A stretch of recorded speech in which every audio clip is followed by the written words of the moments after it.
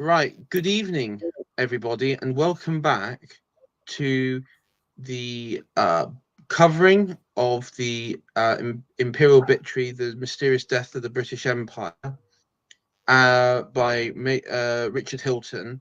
And I'm joined with Connor and a co-host and also special guest Iron Duke. How are you doing? I'll just start with you, Iron. How are you doing, Duke? I'm very well. Thank you for inviting me. That's great. And Connor, how are you doing? I'm doing well. Other than my air conditioning being out, I'm doing fine.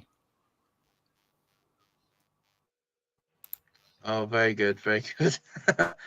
um, yeah, we're continuing this book, and on chapter 9, we're getting through it I think, quite well. And this one is the process of betrayal. Just to refresh everyone's minds, in the previous chapter, so this would be chapter 8. Richard Hilton talked about the type of man who was running the British Empire in India, in places like the Gold Coast in Africa, or in Rhodesia, or other British colonies in Africa, or in the Far East, like Singapore, Malaya. That uh, during the interwar period, you had this. I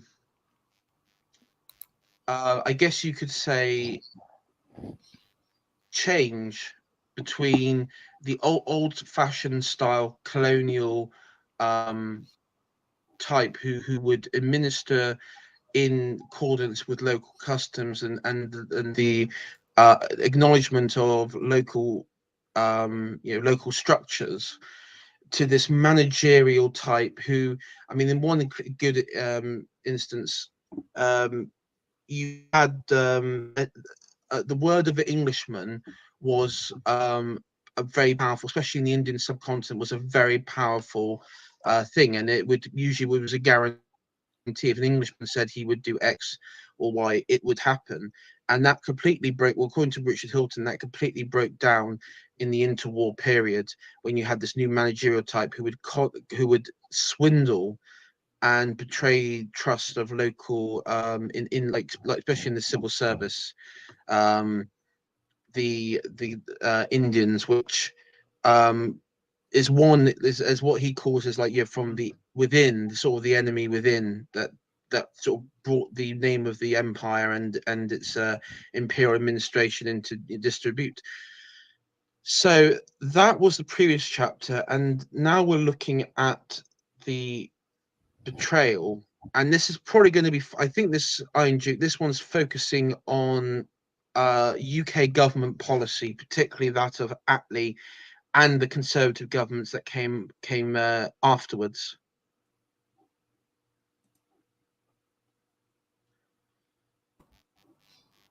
Oh,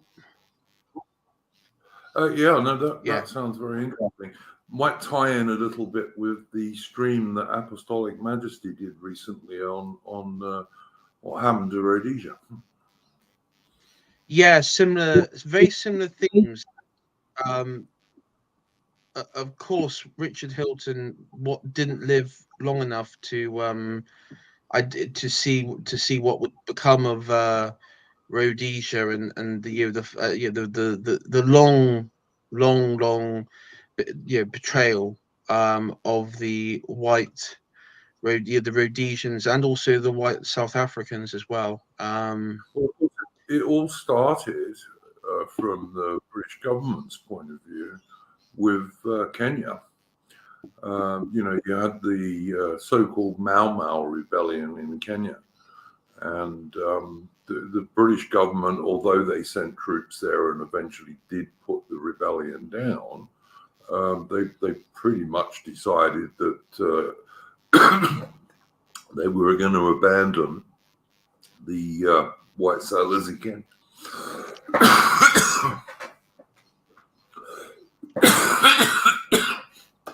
I beg your pardon. they pretty much decided they were going to abandon the white settlers in Kenya. And that was the real start of that policy. And that was in the 1940s.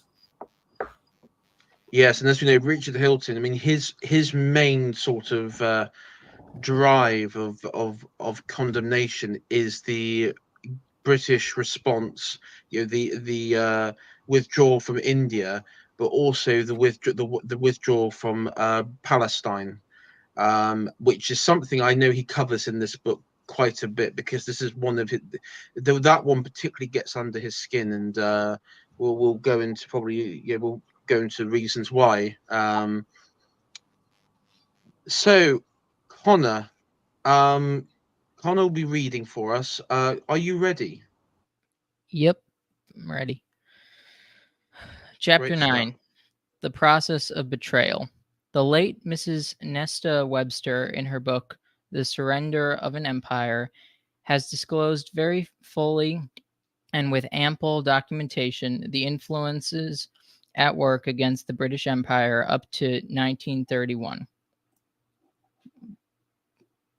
There is nothing that need be added to that scholarly and conscientious study within its chronological limits. But much, very much indeed, has happened to the empire since her book was published.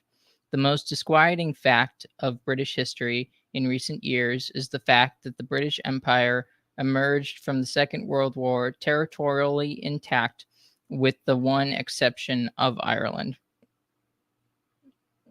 And with, did I say World War?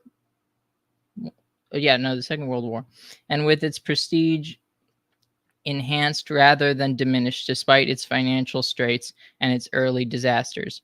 Intelligent world opinion, particularly in Europe, recognized that if it had not been for the British in 1940 and 1941, the mid-century Germans would have conquered the world.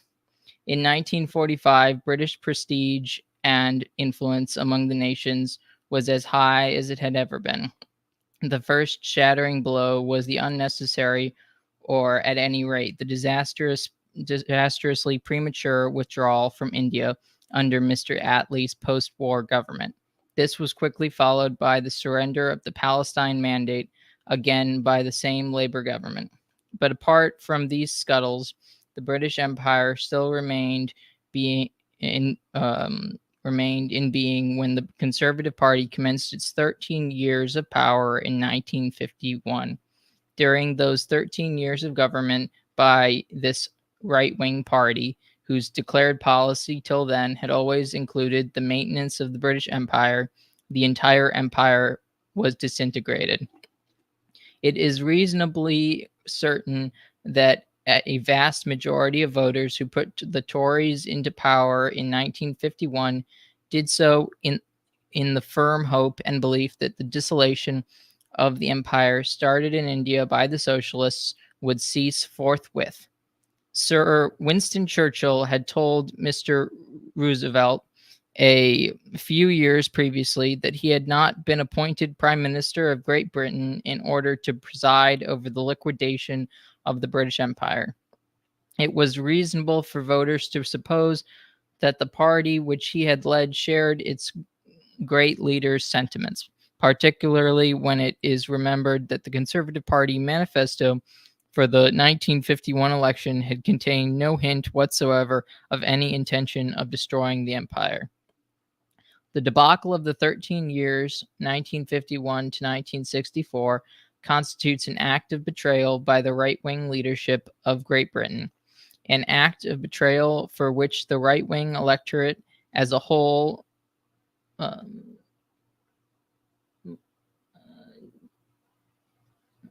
some reason it's blotted out a little bit. Must forever carry a great deal of blame. Mrs. Webster's book has shown clearly how left-wing politicians and intellectuals had for many years worked with the destructive object in view. She had shown clearly what people with practical experience of India and Africa had always known, that the humble masses of the people in those lands had no desire whatsoever to terminate British rule. Even the chief exponents of imperial disruption realized this themselves and frankly admitted it. Mr. E. Samuel Montagu, Secretary of State for India in 1924, and the left-wing Viceroy Lord Chelmsford, in their notorious Montagu-Chelmsford report on the Indian political situation, made use of those astonishing, candid words. They, i.e., the masses of India, after experiencing British rule, sank into a condition of lethargic content.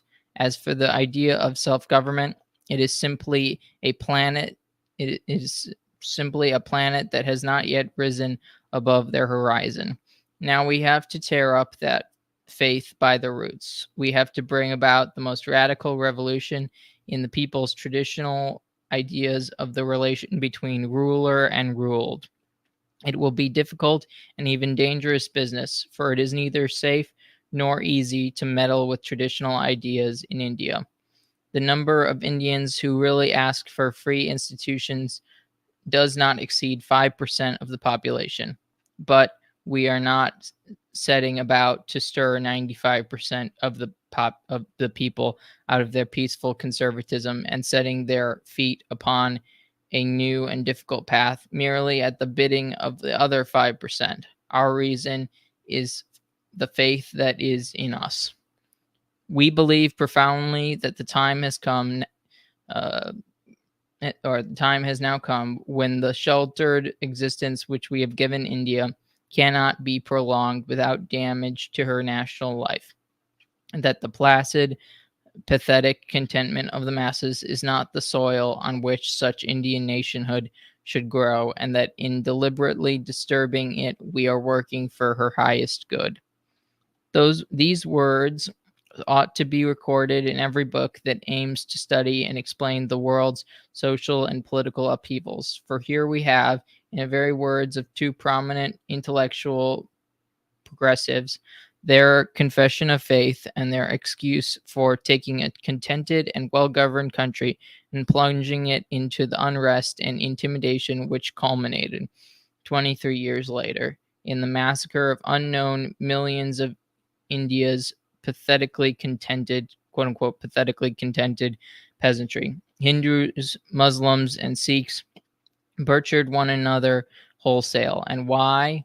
Because the British had abandoned their sacred trust of governing India well, because of a train of events set in motion by two foolish idealists, Messrs. Montagu and Chelmsford. And why did these two idealists embark upon this dangerous course of action? We have the reason in their own words. It is because of the faith that is in us. It was not because they brought that, or they thought that Indians wanted to be self-governing. Oh no, these idealists knew quite well that Indians wanted no such thing.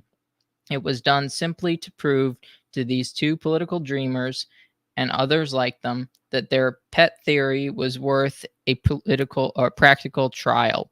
For this, they destroyed the British Raj in India and condemned millions to massacre and misery.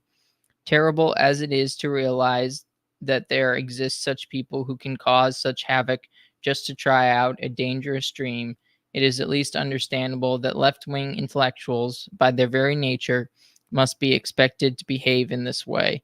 The antidote to subversion or to subversive activity by left-wing intellectuals should be, and normally has been up till modern times, a counteracting firmness on the part of the right-wing intellectuals in defense of good government, stability, and plain common sense. From the left must always be expected dangerous and cranky experiments, surrenders of authority to mob rule, and the tendency to encourage, comfort, and help in every instance the enemies of Great Britain. From the right, our country and the enemy. From the right, our country and the empire ought to have been assured of a stalwart defense of all that was being undermined by cranks and enemies. The surrender of an empire, about which Mrs. Webster wrote, had in reality hardly begun in 1931. The empire still stood capable at a heavy price of saving the world from the mid-century Germans. The acts of betrayal which she described were almost exclusively the acts of left-wingers. She was spared the grief and humiliation of seeing that supposed political party, the Conservatives, bringing the whole imperial edifice crashing to the ground in the space of 13 shameful years. Why did they do this? It is a question that need not be asked in the case of a left-wing empire breakers, but there must have been a deep and perhaps sinister reason for Great Britain's former pillars of the empire to continue and even hasten the work of disruption commenced by the left-wing Little Englanders. Not one of the reasons commonly put forward by conservative apologists is worth a moment's consideration. They have said that it was done in response for some compelling clamor for freedom expressed by the subject races of the empire. There never had been any such clamor. Even the left-wing idealists, Montague and Lord Chelmsford, knew that this was nonsense. Some have said that it was the surrender of empire was inevitable, either because of this alleged clamor for freedom by the millions, or else because of its irrepressible guerrilla warfare, which movements such as the Mau Mau of Kenya or the Yoka of Cyprus were able to carry out. The first of these excuses needs no answer, as there has never been any spontaneous popular clamor. The second comes nearest to the truth, though still invalid as an excuse for surrender. It is true enough that in many parts of the empire, terrorist gangs have given British security forces considerable trouble and at the same time have succeeded in producing a plausible appearance of anti-British public feeling by intimidating the ordinary folks to act this part. Besides the Mau Mau and the Yoka already mentioned, there have been the Fenians and Sinn Féin in Ireland, the Bande Martaram in Bengal, the Red Shirts in northwest India, and the Communists in Malaya, to say nothing of less notorious but equally effective terrorists elsewhere. Intimidation by gangs of terrorists was, it will be remembered, a distinctive feature of North American unrest in the early chapters of the revolt of the 13 colonies.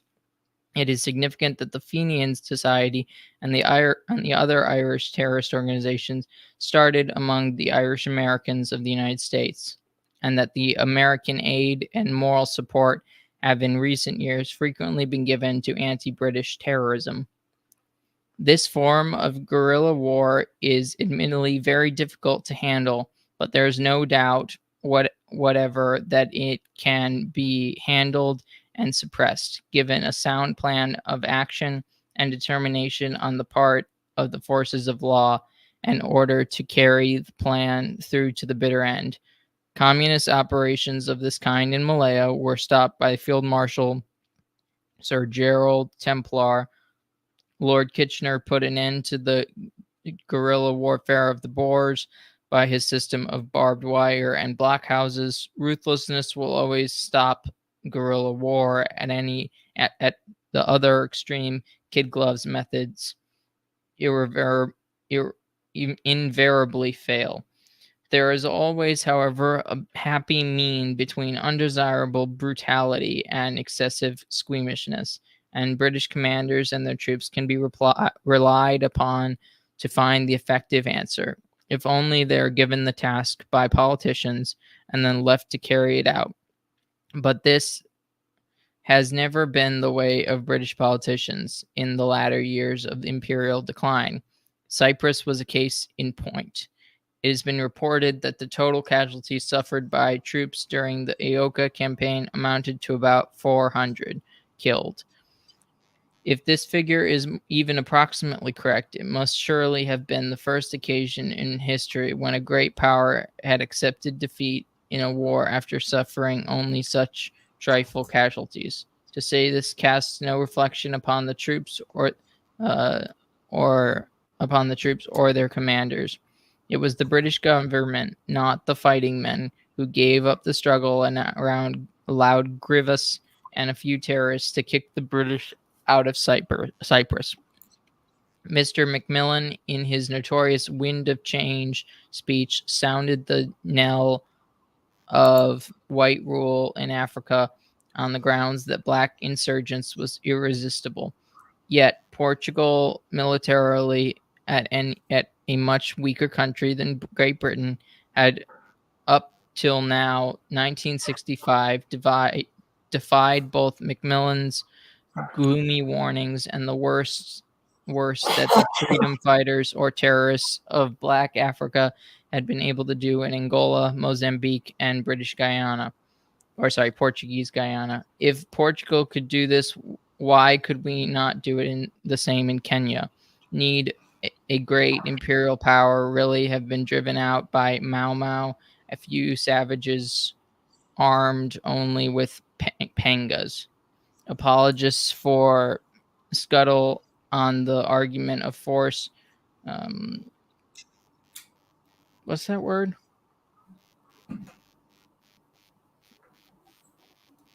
AI.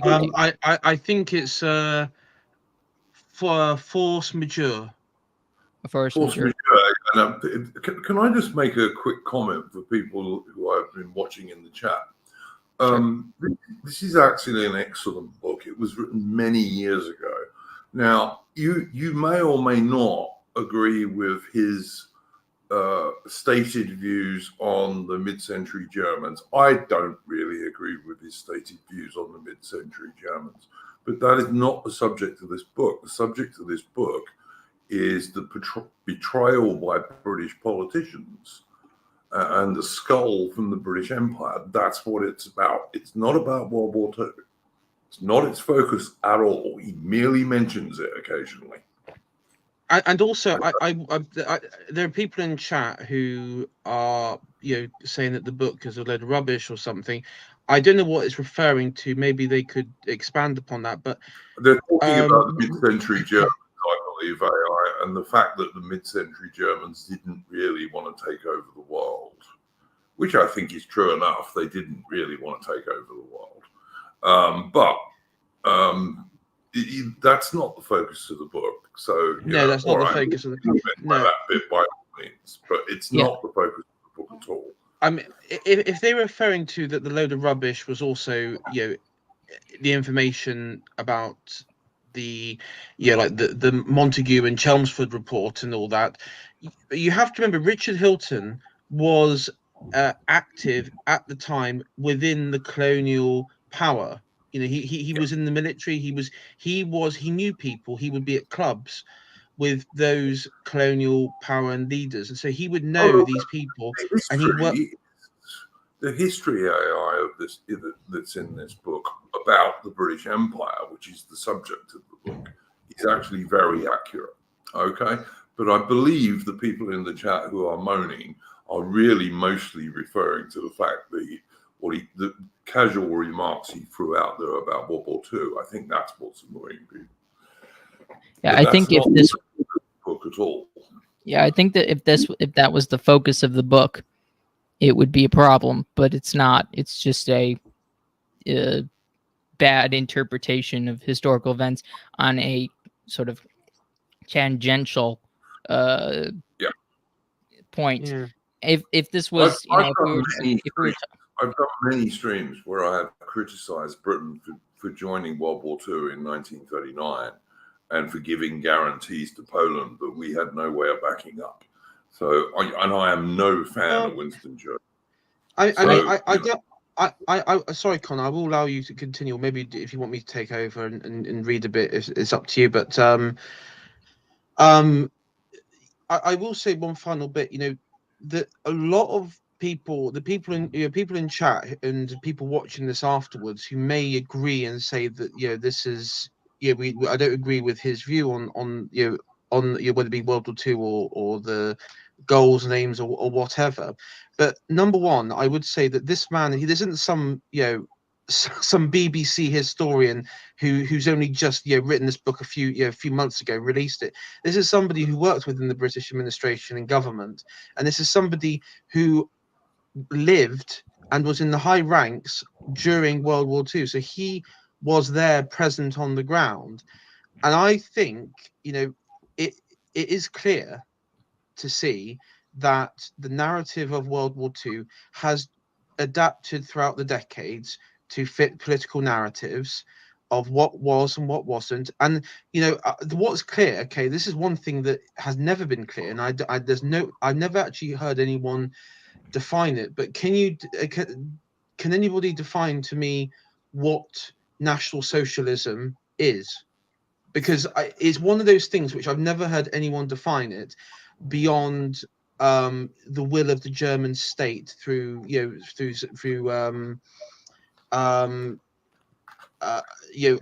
German nationalism or something. But even then, there's strong disagreements. So I would say to people in chat, have a bit of an open mind to this, because this is someone who's from that era, and maybe just think. There's another thing that is worth saying about this book. One of the things that Richard Hilton does not do is go on about a certain religious group, or give any suggestion that World War II was fought for a certain religious group, because this book was published in the 1960s, before that narrative became popular. Yeah, it was before that came. Exactly, that was before it became popular. And and this is the thing, you do have to think to yourself, the mid-century, the Austrian painter is effectively, like, I think I can't remember who put it on Twitter this week, but it referred to it as the secular Satan. And that's because of that. That's about 70, 80 odd years now of propaganda, to put it into better words, or public relations, however you want to refer to it, as a way of making sure nationalism can never rear its head again in decent society, in using their own words from the Adam Curtis documentaries I've been watching. So I would say to people in chat, you have to clear yourself of the inbuilt bias and propaganda that you've gone through your education. And listen, I know it's difficult. We all had it through our education system, and we've all had to sort of step over it and relearn and look at the world in a as it is, and not how we want it to be. And so that's what I would say to people in chat. I know they'll maybe, and if you disagree with it, then I mean, quite frankly, this stream probably in this channel isn't probably for you. If I'm absolutely being honest, the book is about the British Empire and the end of the British Empire and how it didn't have to happen the way it did. I know some people in the chat will have seen Apostolic Majesty's recent stream on Rhodesia. And this book very much supports the kind of stuff that AM was talking about in the betrayal of Rhodesia. Very much it does. But it is a book about the British Empire. It's not about the mid-century Germans. Yeah. So, I mean, if that offend, and we've been covering chapters up until from Richard Hilton, from the start of the British Empire. He did the long few chapters going through the history of it, and Britain has had many adversaries in that time, whether it be French, Spanish, the Germans, Prussians, Austrians. It doesn't matter. Portuguese, Dutch. This is also not a very pro-American book either. It's certainly not a book that supports the gay, the GAE. Yeah, it's not. Far from it. Yes, it's very. As we heard, he was critical with Irish Americans. Poor Connor had to read that bit out. But no. If you're looking at this book, is not about the mid-century Germans, and I would advise people in the chat to just don't worry about that stuff. That is not the central theme of the book at all. So yeah, one mistaken historical opinion doesn't deny the value of the rest of the book. Exactly. Yeah, exactly. I mean, he's just, before the stream started, I was saying to you guys that it was the betrayal of the white settlers in Kenya that set the way things were going to go in Africa, and including later on for the Rhodesians. And what was one of the first things Connor read out? The betrayal of the white settlers in Kenya. So, yeah, he does know what he's talking about. Shall I continue? Go for Well, it, I mean, man. yeah, continue, and I will. I mean, obviously, I might have to add a trigger warning for people listening, because apparently a couple can't handle it. So, if you are easily offended or to various words like Fenian or something like that, then there's the door. Goodbye. Anyway, yes, sorry, Connor. Do you want to continue? Do you want me to take over, or you okay? I'll continue. Okay, cool. Apologists for scuttle on the argument of force majeure forget that a few hundred white mercenaries have marched all over the seething Congo Republic, and wherever they went have restored that gigantic country, the only vestiges of law and order to have been seen there since the Belgians left. When they find force majeure an untenable argument, apologists for scuttle fall back on the moral argument that it is not right for white men to rule over colored ones. It is not just, they say, that a minority shall rule over a majority, regardless of relative competence or incompetence of the respective groups to run a country.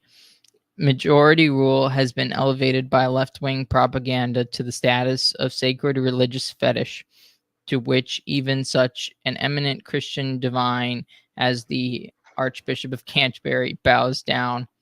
If these ardent worshippers of majority rule were asked whether it should apply to a kindergarten school where the teachers are outnumbered by the pupils, they would presumably say no.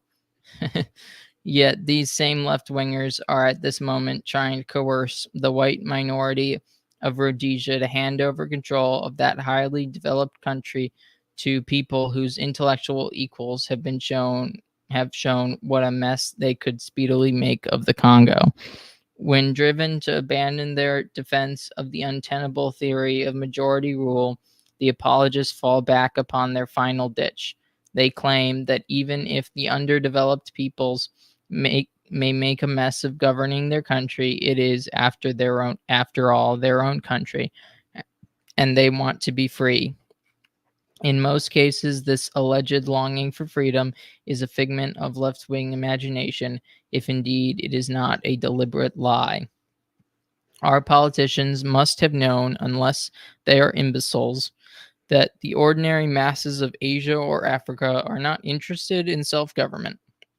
Montague and Chelmsford knew this about India 40 years ago. British politicians of today have no excuse for imagining that popular feeling in undeveloped lands have changed in this respect.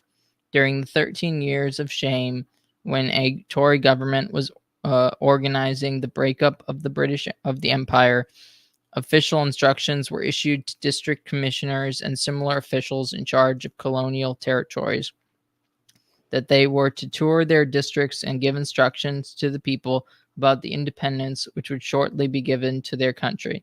In Nigeria, when a young white administrator delivered an educational talk of this kind in accordance with orders received, his words were heard by the simple countrymen with horror and dismay. They protested loudly that they had no wish for this promised freedom. They besought him, as representative of British rule, not to leave them. Much the same experience was encountered all over the empire when young men in charge of districts, in accordance with orders received from an exalted source, tried to reconcile their flock to the prospect of being left without British rule. However complacently Whitehall politicians may live in the clouds, it is incredible to think that no mention at all of the real reactions of the colonial peoples could have come to the knowledge of Whitehall. Yet they persisted in forcing severance from the British upon unwilling recipients of this boon. Besides multiracial India, there were in the empire smaller territories with multiracial communities. Fiji was one of them, with its original Fijian population vastly outnumbered by Indian immigrants. Mauritius was another. Here again, a huge influx of Indian immigration had swamped the Creole French, whose homeland the island had been for generations. In British Guiana, there was similar tension between Indian immigrants and the descendants of African slaves, to say nothing of a third racial group, the original Amerindians. In Cyprus, the Turkish minority dreaded the Greek domination which independence would bring. In all these cases, there was a strong opposition from an important part of the colony against the termination of British rule. And yet, knowing all of this, and knowing the lack of any real desire for independence among the undeveloped peoples, British politicians obstinately persisted in forcing independence upon one unwilling community after another. We may well ask why. It is difficult to avoid the conclusion that in their otherwise unaccountable conduct, the Tory government of 1951 to 1964 must have been acting under the outside pressure of some sort. This suspicion is greatly strengthened if we study the sequence of the early surrenders of British interests. The first incident was that of Abaddon, not, of course, a part of the British Empire, but most certainly a vital British interest created out of almost nothing by sheer British enterprise. The Abaddon crisis has always been commenced, or had already commenced, during Mr. Attlee's government, but the situation was still in hand and could have been saved when the Tories assumed power. HMS Mauritius was in the Persian Gulf, within easy reach of Abaddon, and a brigade from India lay in readiness at Basra. Public opinion in Persia and Iraq fully expected firm action by the British to follow this show of force. But at the last moment, the British climbed down in response to American pressure. The situation drifted from bad to worse until eventually, after prolonged negotiations conducted by the Americans, an international consortium took over what had been exclusively British enterprise and kindly allowed the British to keep 40% of what had recently been wholly theirs. Americans took another 40% and acquired a controlling interest in the refineries. A few years later, this blow to the British prestige was followed by an even more serious one, the Suez Affair, and it was pressure from outside that influenced Sir Anthony Eden, later Lord Avon, the British premier, into calling off the Suez operation in a humiliating way when on the brink of success. It was America again that played a leading part in this anti-British action. There is little doubt that the Tory politicians of 1951 to 1964 were acting under foreign influence of a very compelling nature during their liquidation of the British Empire. And there is little doubt that this influence was American. Did this conduct of British affairs by British politicians acting under foreign influence constitute a betrayal of trust imposed on them by their sovereign and by the British electorate? History will one day judge them. Meanwhile, it can scarcely be denied that it would have been considerably more honorable for the Tory leadership in 1951 assuming that they were indeed under intolerable foreign pressure to have taken the British electorate into their confidence and told the British nation openly that we were being compelled by the American pressure to liquidate the British Empire. That almost certainly would have been the course taken by Sir Winston Churchill if he had still held the reins with his old-time vigor in 1940, when things were as black for Great Britain as they had been. He spoke out openly to the people, concealing nothing. We had our backs to the wall then, and he told us so in no uncertain terms: blood, sweat, and tears. The British people responded to such candor and resisted all that the enemy could do. They would no doubt have done the same in 1951 if the Conservative Party had told them candidly that another enemy of our country, recently and still nominally our ally, was forcing Great Britain into paths disastrous to our British future. But the British public were never told the truth. No mention of a coming liquidation of the empire figured into the election manifesto of the Tory party. No hint was given that in the next few years, under a Tory government, our country was going to open its gates to a torrent of colored immigration, which, as any child could foretell, would inevitably change the national character of the very people who had built the empire, thus doing their best to ensure that Great Britain could never rise again. The voters were Sorry, never told. Connor. Sorry, Connor, you were sort of you were sort of roboting a bit. Was it okay for your end, Iron Duke? Yeah, I could hear him fine. I think it might Oh, okay, be maybe it's your okay. internet, mate. Yeah. Could be. Okay, sorry, If Connor, people in continue. the chat, if it starts roboting, perhaps people in the chat could tell us. But I don't think it was. Okay. Where was I?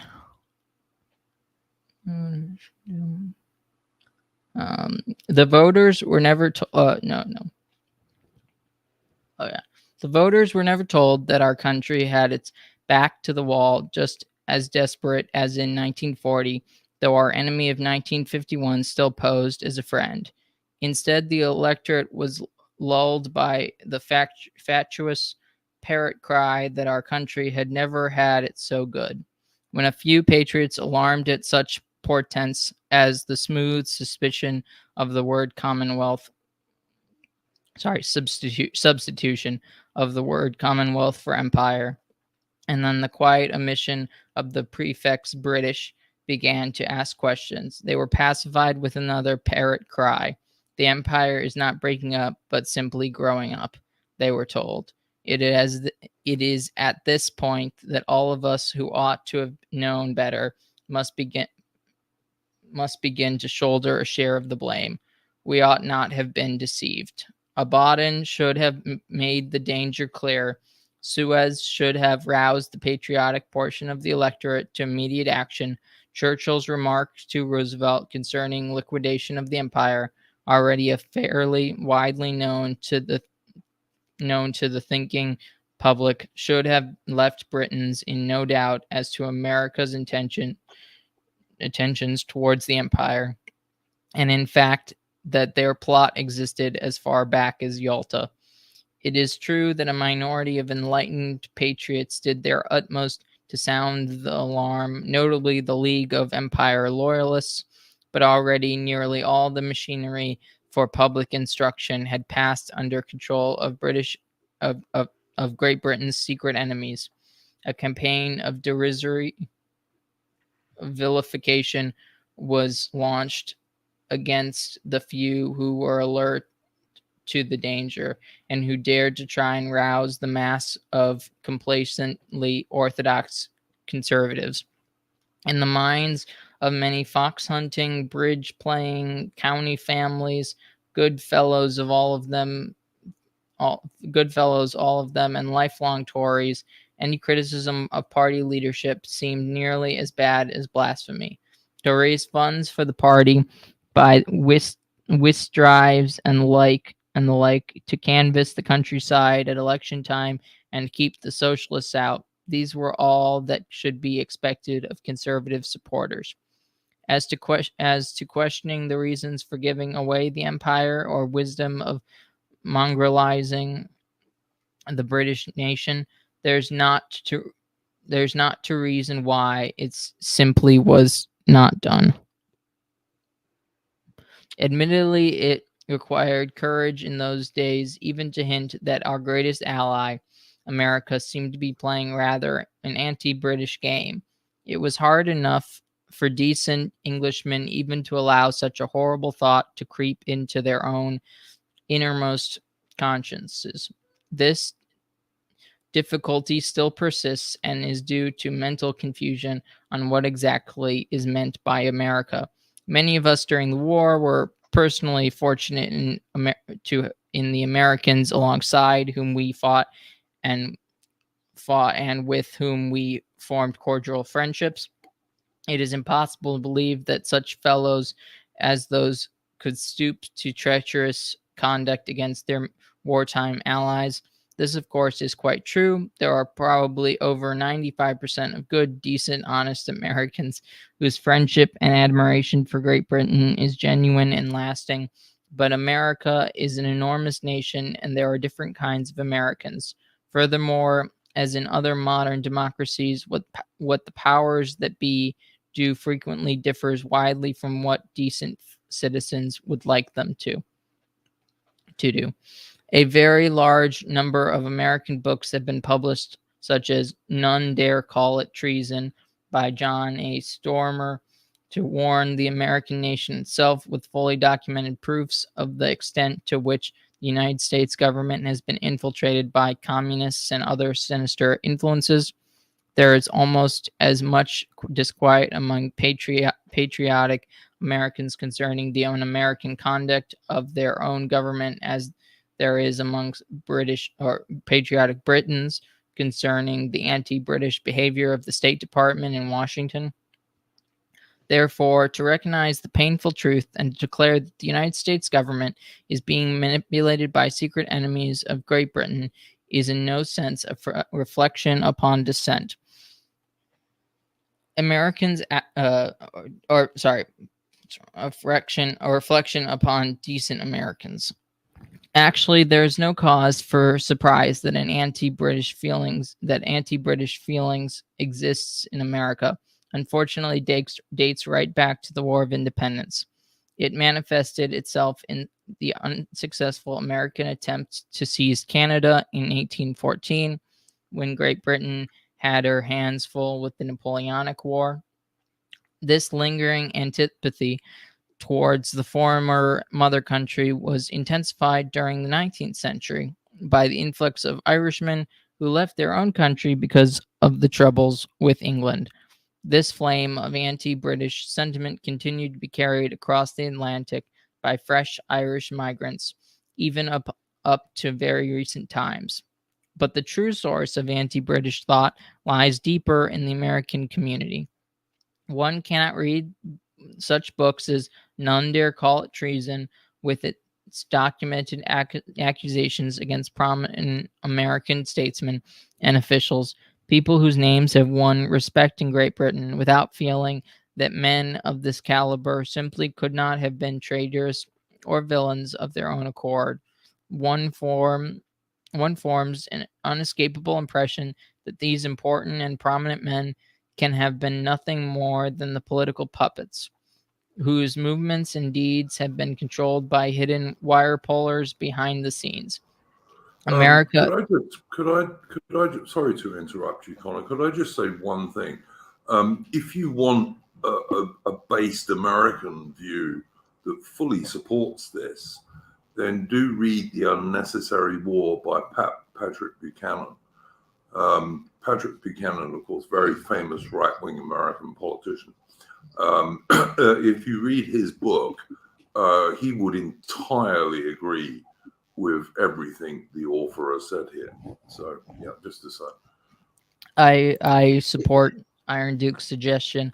AM and I did a stream on his book the unnecessary war. And I was even thinking about it during the last break, that, Pat Buchanan's Yeah, work had not probably he basically influenced. he would totally support this. But I'm just saying, I think he wrote Richard. he wrote his book after this. Yes. Yeah, he wrote his book later than this, but yeah, I think he would have entirely agreed with this dude, frankly. And I think it's also. I think Richard Hilton would also probably agree with Buchanan at the time Buchanan wrote the book. If Hilton Yeah, lived 100%. Oh longer. yeah, absolutely. Yeah, totally. So Yeah, 100%. One thing I would, because Richard Hilton, he talks about communist influence in the United States government, and on the surface, if you are looking at without any sort of prior knowledge, you may think this is a bit of like a neocon talking point, like, oh, crazy communists running college campuses and all that. But he's actually talking. He might, and I think he gets onto it shortly, of New Yorker type socialites and communists in New I think York. Now, also AI, it's worth pointing out that many people have pointed out the connection between Trotskyists, who are a form of communist, obviously, yeah, and neocons. And if you want to look at direct examples, I mean, Tony Blair at university was a Trotskyist and turned into the biggest neocon of them all. Another example was Christopher Hitchens, who many people still admire in our spheres for reasons I've never quite worked out. But I'm talking about the late Christopher Hitchens, not the current P. Hitchens, although he also started out as a Trotskyist. But, Yeah, because that's the thing is you never hear a neocon condemn. We won't hear neocons condemn Trotskyists. They will say, "Oh, communist this" or something like that. But they will never hear them say, "Oh, these Trotskyists are out of control," for obvious reasons. It's been pointed out quite a few times that there is a fairly direct link from Trotskyism to the modern day neocons with their endless, pointless wars all over the place for no purpose whatsoever. There is a direct link between those people. There is. If I'm correct, they also had a strong dislike of Stalin and this his communism. So they had a mutual enemy. Well, sure. I mean, Stalin, I don't want to give Stalin any credit, but he did view Trotsky, the Trotskyites, and all those people that went to New York, right, as a very organized and very hostile rival castle, if we call it like that, within the Soviet power structure. And that's why he got rid of them, because, I mean, if they stayed in the Soviet Union, it most likely would have brought him down. If you look at the background of the Bolsheviks in the revolution, you'll understand what I mean when I say it would have brought him down very quickly. And I mean, Richard Hilton makes it very clear he is not talking about your average American here. He's talking about the people who were running the State Department and basically the American deep state. The American deep state, without any doubt whatsoever, in the 1930s, 40s, 50s, 60s, and 70s, was deeply anti-British. Deeply. And the funny thing is, because during this whole decolonization period, the American government's, the myth, or you could say the myth that's been created as we look back, is, well, this was a great time in America for democracy, and many people on the the right that will say at this point this was a great bit for democracy. This was like Pax Americana.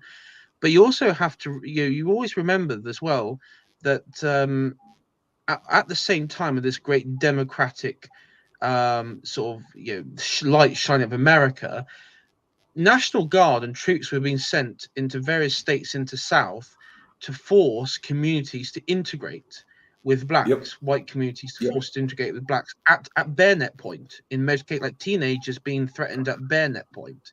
Yes, so this is true. This is true. And the thing is, this goes back to what he was saying about the use of force, because one of the biggest myths, and I think, you know, popular culture has a role to play this, is the idea, well, if you, to crush a guerrilla movement, if you use like sheer brutality and force, it won't crush it. It will actually mean you'll lose. And that is not the case. And I know many historians, I mean, I've had this discussion before, and one thing is they'll say, well, what about the Peninsular War with Napoleon?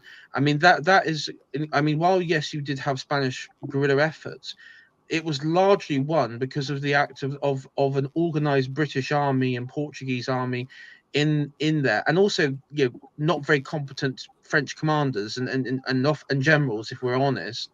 Well, I mean, without Wellington's army, the French could basically have spread all over Spain, and easily, they would have crushed the guerrillas in large enough numbers. But the fact that Wellington had an army, which of course eventually was quite large, eventually he had like over 50,000 soldiers by the end of the Peninsular War, some of whom were Portuguese and Spanish, although the majority were British. And as we know, the Republican government, Iron Duke, the Republican government crushed guerrilla revolts across France in the aftermath of the revolution, and also guerrilla revolts particularly in the Vendée. Yeah, absolutely. Yeah, in the Vendée. Yeah, and so this is again, you know, an interesting, you know, as Richard Hilton pointed out, it goes back to that. I think again, it's that saying, you know, the liberals never won an argument; they just killed their opponents. Basically, is what it comes down to. You could even go back to the American War of Independence, and if the British had just been fighting the American rebels, America would have lost, quite frankly, because the British Army won most of the battles. What tipped the balance in the end for the Americans was the French sending an army and a fleet there, the Spanish declaring war on Britain, and also the Dutch. And so in the end, Britain was not just fighting the American rebels, they were fighting the French, who were their biggest rivals, the Spanish and the Dutch at the same time. And the Whigs. Without the French fleet, etc., there is no way the American rebels would have won. No, and as Connor just said, I mean, just to go right back into history. Yeah, but as Richard Hilton pointed out in the early chapters, the Whigs Connor mentioned, there were elements in England that was sympathetic and supported the American rebels. There were British general officers and Royal Navy admirals who refused to serve against the Americans. And the Whigs, as you rightly say, were basically traitors to the British. They were supporting the Americans much more than they were supporting Britain. Oh, they should have been hung. They should have been hung. That shouldn't have been tolerated. They should have been executed in front of their families. In Minecraft. I mean, the American War of Independence in Minecraft, very much the American War. Obviously, in Minecraft, none of us support violence. But I mean, you know, the American Civil War, the American War of Independence was very much a civil war. And it was a civil war in America where at least about a third of Americans were loyalists originally. And it was a civil war in Britain too, because the Whigs were basically traitors to the king, which is a true story. This is just historical fact. It's not an opinion. Yeah, it was like a continuation of the English Civil War for many in some minds, and I can see why. Yeah, lots of things in common. Iron Duke, you misspoke by saying American Civil War, but many American historians now consider it a first American Civil War. Yep, that makes sense. Yep, does make sense, because it was in many respects. Because there were a lot of loyalist Americans. And in the end, many of those people were forced by the American government to move to Canada, which is partly why the War of 1812, where the main war aim of the Americans was to take over Canada, failed totally, because those people had lost once and they weren't going to lose again. Yeah, it is interesting to think about, because you say, going to mention the Civil War. I know you didn't mean to say it, but the Civil War again. The South.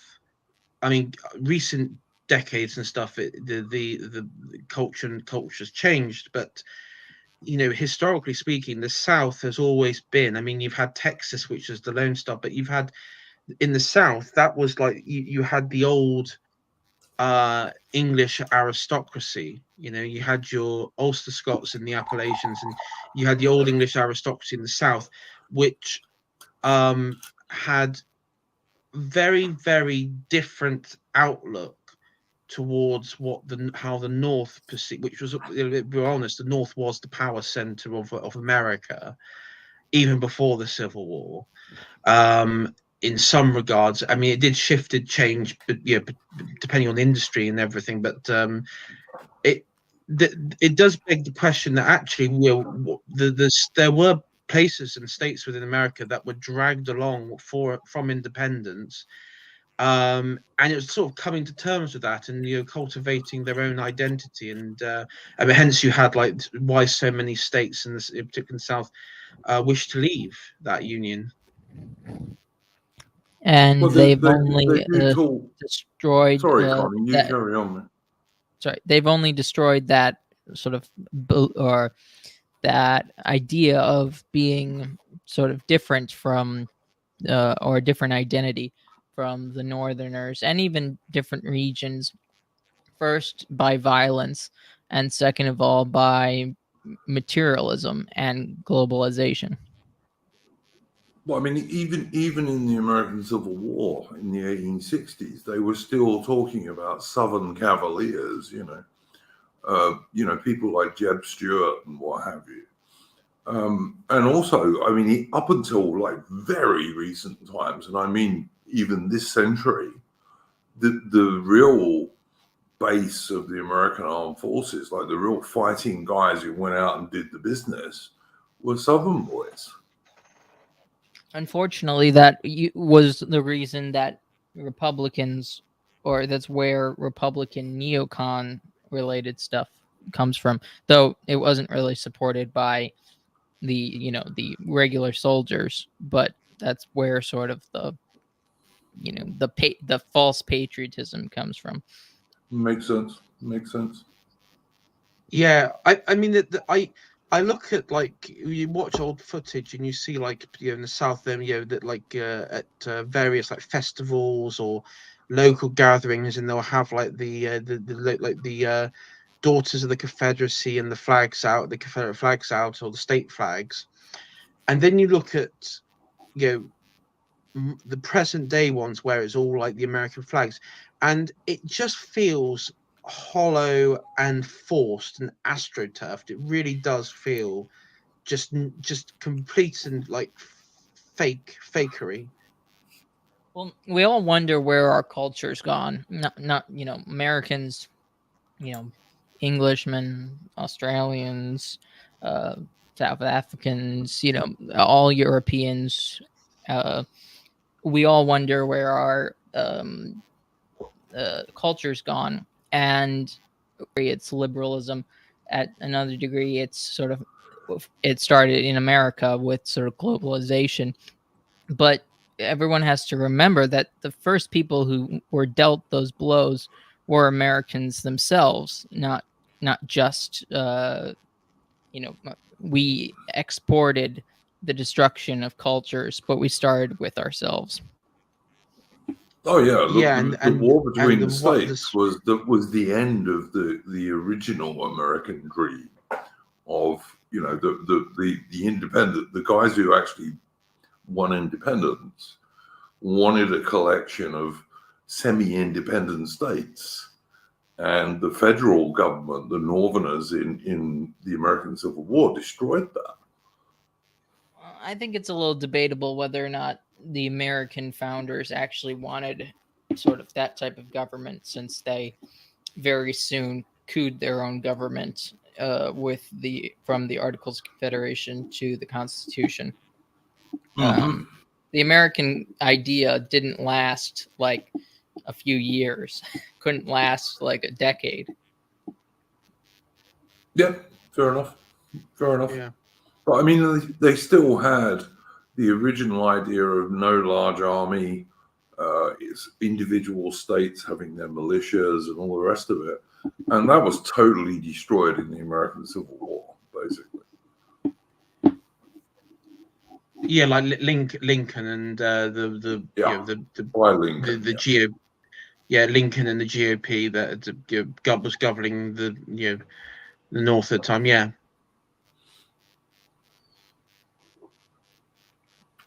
Although that's a big digression from our subject, but yeah, That is I a do- big digression.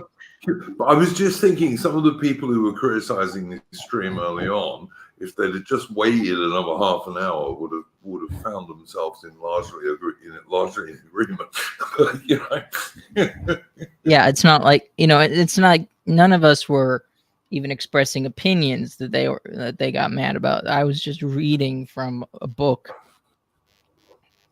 Yeah, and I mean, it was an off the cuff opinion of the mid-century Germans. Now, look, I'm going to tell you, I'm not a big fan of the Austrian painter. I'm not, apart from anything else. Even if you were a German patriot, I'm not sure you really should be a big fan of him, because the end result of what he did was not all that great for Germany, I've got to say. Really? Or Europe. You don't say. Yeah, Yeah. I agree mean- with Iron Duke. I mean, I think if you go to Google Docs or somewhere, you can find a pamphlet from the Austrian painter Youth, and it does explain, because I know like Vingel, I don't know if Vingel's being sarcastic. I think, because knowing Vingel, I think he is maybe saying like, what the Vingel Germans was not wanted to be fair to Vingel, who is a friend of mine. He was not slagging us off. A couple of other people were. It wasn't Vingel. All Vingel asked was, "What book is this?" Okay. Yeah, I know. I think Which I I told wasn't sure if he was. When he's 60, he acted surprised with the idea that someone saying the Germans never wanted to conquer the world. He did say And that. I just yeah.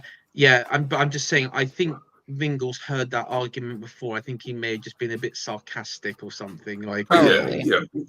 I I mean, mean, look, yeah, I don't think that the mid-century Germans really wanted to conquer the world. They wanted to conquer places in the East, and I'll be honest, as an Englishman and a Briton, I would have let them, because I didn't really care about the Soviets either. You know, I'm not. I don't think that the Soviet Union under Stalin was worth the bones of one British grenadier, frankly. I was going to say the East is just the Soviet Union in this context. Yeah, I mean, why did Britain go to war? It's because Hitler wanted to go east. I mean, all right, blame him. I mean, there is that point. You do have to, like, you talk about the old conservative people who were staunchly loyal to the party and its doings. And I mean, I'd just like to, if I was in a time machine, just go back and say, why are we sending our men to fight so we can help free those who committed the Red Terror? The people committing the Red Terror could lose. All those Christians and people who were murdered in the Russian Empire. We're enabling their murderers. Well, look at even more direct AI, because I'm a simple soldier. Look at all the thousands of Royal Navy and Merchant Navy sailors who lost their lives sending British military equipment, tanks, modern aircraft, and I'm talking about British tanks and British modern aircraft, to Stalin at the same time as there was not a single modern aircraft or a single British tank in the whole of Malaya when the Japanese were about to attack. As I say, I'm it's no fan of Winston Churchill, as I know you and AI and Connor know. But you know, to me, it's just craziness. I wouldn't have sent Stalin a second-hand pair of British Army boots. You know, on the topic of like conservative loyalists, those who supported the party, you know, back in the 50s and early 60s, it's kind of boggles the mind, to me at least. If I was in there, you know, like, or just looking back at the Tories' history, their willingness to betray their people so often. Oh yeah. You know, like, Oh, yeah. I mean, I would say they lost all respect I had for them in 1688. So, but of course, that might not be as popular opinion. But that's just me. No, I take your point. I do. I take your point. Absolutely. How did they deserve the the Dutch loyalty? coup? Yeah. Yeah. Yeah, I mean, this is like this is why you always this is why it's been why it's been described as like wrestling. You know, it's like a scripted politics is all scripted pantomime, and the Tories have always been these scripted villains. Labour or the Liberals, depending how far I want to go back, are the you know the heroes. You know baby faces or whatever. I don't know the terminology used, but I do. Yeah, I mean, if you look again, like you look at the GOP today, you know, they present themselves as a patriotic force in America, but then you look at like the dual loyalty and everything, and then you actually pick it apart, and you have like the you know that them sort of bringing Indians and you realize actually you know what is the values, you know, and if a culture is just open to everything, then it has no value because it isn't unique, it isn't real.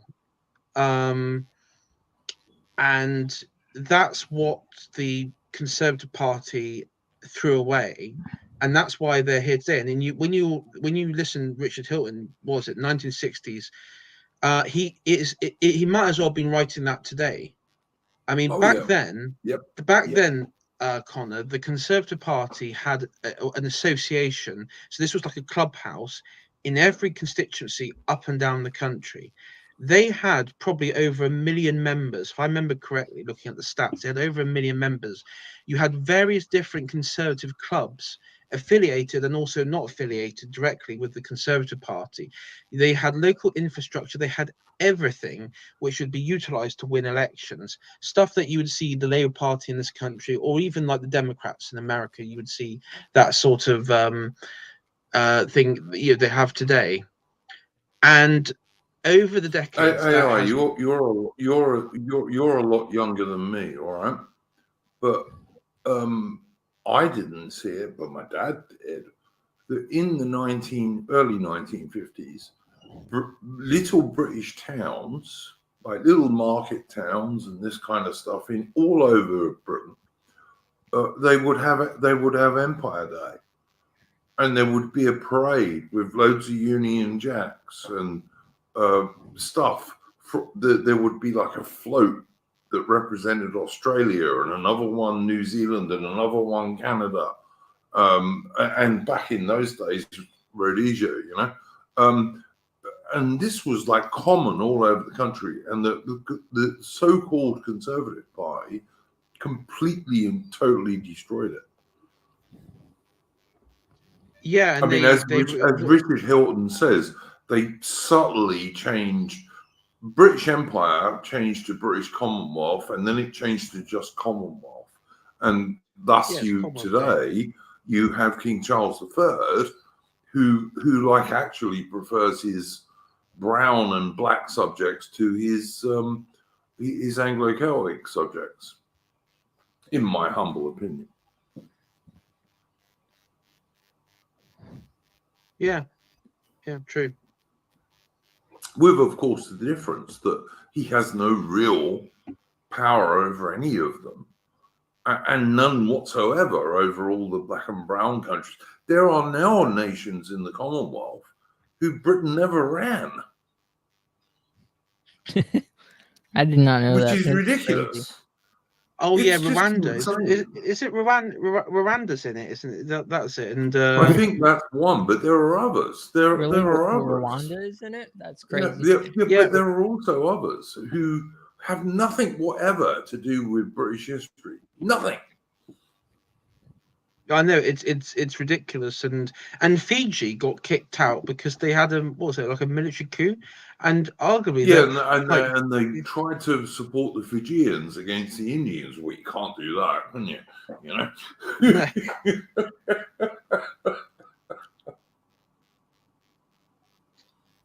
oh, No, Richard Hilton, in the 1960s, had pretty much the same views that most of us on the DR have today.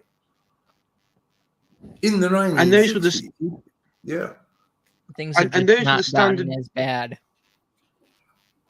No, and those were the standard views of millions. Well, most British people, if you were to ask them on the street at that time, that would have been their views, because at this time the propagandizing, said that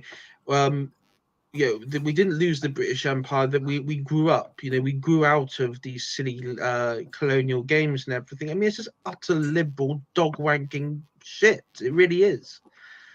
yep, 100%. My grandfather was born like in 1904. Yeah, I'm an old bastard. So my grandfather was born in 1904, the son of a British soldier who had fought in the South African War.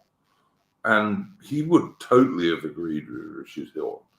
And my grandfather often voted Labour because he was a working class dude, But when the Labour Party gave India independence, my grandfather just couldn't believe it. He thought, what the fuck are they doing, Yeah, and is it shown, that it wasn't wanted en masse by the majority. I mean, like, the majority even matters when it comes to it, because But you you guys would know very famous YouTuber called Bored and Bankrupt, who used to spend a lot of time going around Russia. But he's also gone all over the world, and he spent quite a lot of time in India.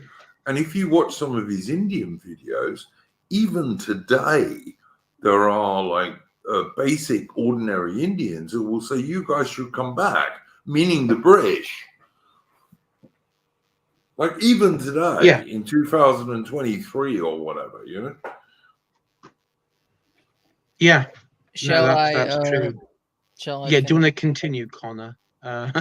We wait. nearly finished the chapter, I think. So Yes, we're close to it. America is a land of immense wealth. A predominant share of this wealth rests in the hands of a comparatively small number of men. On this exalted level, finance becomes international, or rather, it has always been so. New York happens today to be the home of international finance on the grand scale. The big men who manipulate it may indeed live in America and call themselves Americans, but their outlook and their ambitions and their plans are international. It almost automatically happens that this immensely powerful community living as it does in America uses the weapon close to its hand, i.e., the American nation, to carry out that powerful community's plan for the future of mankind. These plans necessitated, for a start, the downfall of the British people and the destruction of their empire. This is no secret about the influence exercised by international finance. Its manipulators are so sure of themselves that they boast openly of their power. The late Bernard Baruch, for example, at the end of the First World War, announced that he was attending the peace conference in London so as to hold the big stick over the big boys to prevent them from fouling up the place. By the big boys, he meant the statesmen of the victorious Allies, men with authority to speak for their own countries. By the big stick, he meant the power of money, since he owned no other authority. Mr. Baruch had never been elected in to represent any country or any party. He just represented international finance. This then was the background to the betrayal of the British Empire. At the bidding of wire pullers in America, our ally pursued a policy consistently anti-British from the moment that the war ended, if indeed they waited as long as that. American influence, backed no doubt by international finance, projected itself upon British politicians, starting upon those of the left, but quickly extending its scripts to those of the right also. The craze for destroying colonialism, always a pet subject with Americans if the colonies belonged to someone else, was adopted as a serious policy for the reconstruction of the whole world. Backed by international finance, American statesmen bulldozed statesmen of other nations into the acceptance of their views. Not only the British Empire, but those of the French, the Dutch, and the Belgians also were destroyed by an American mixture of financial pressure, aid to rebel movements, bribery of indigenous bigwigs, and above all, pressure of some mysterious but highly effective kind upon the statesmen of the British, French, Dutch, or Belgian governments. Synchronized with this political attack, American pornographic literature, American films, American comedians, and American lecturers assiduously undermined the moral standards of the British people. British outlooks on religion, purpose of life, duty, marriage, and divorce, sexual moderation, commercial honesty, and even sport were all ridiculed as square or old-fashioned. Publications of books or articles supporting robust outlooks on British history or on the rights and wrongs of colonialism were squeezed out of print by financial pressure on newspapers and publishing houses. Such British history as was taught in British schools tended towards glorification of America and slurs against the British historical record. In 1957, a boy at one of England's best preparatory schools disclosed that the only British battle that he remembered hearing about at school was the Battle of New Orleans, rather an obscure sideshow of the Anglo-American War of 1814, in which particular action a British force was defeated. The fact that the United States failed in its main war aim, the annexation of Canada, had not been deemed worthy of mention any more than the fact that the British had captured and burned the city of Washington. In short, the undermining of British national pride, sense of historic values, spiritual and moral stamina, and all other ingredients of national greatness had been stealthily carried out for many years as a well-planned operation of psychological war. At the same time, emissaries of the American CIA or of the State Department in Washington have traveled about the world, putting spokes in the works of British colonial administration. The egregious Mr. Menon Williams, an offensive troublemaker in Africa, was outstanding among others. All this was the work of an anti-British organization working through a foreign power and was therefore morally justifiably an operation of power politics, though it is a trifle unusual perhaps for one nation to treat another in this way while still posing as an ally. However, by modern standards of international morality, neither Americans nor the wire pullers behind them can be blamed for their anti-British activities. By those standards, it was legitimate and was very efficiently done. We can but give them admiration for their skill. The indignation of British patriots should be reserved not for foreign enemies of our country who have only behaved as enemies normally do, but for the British right-wing politicians who must have seen all this going on, who for 13 years had the power and responsibility of defending our country against such attacks, but who made no attempt to stop it.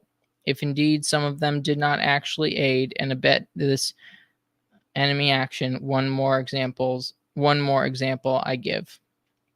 The flooding of Great Britain with colored immigrants started in the form of financial assisted passages for West Indians, the fares being paid by foreign moneylenders. It quickly became clear to Britons of ordinary intelligence who had studied the results of multiracialism in other lands that the new development, if unchecked, would eventually destroy the whole character of the British nation. Yet the leaders of the Conservative Party, far from acting against this danger while it was still easily controlled, actively encouraged the invasion, and to this day persist in minimizing the damage, advocating integration and smearing as racialists or extremists those patriots who dare to protest.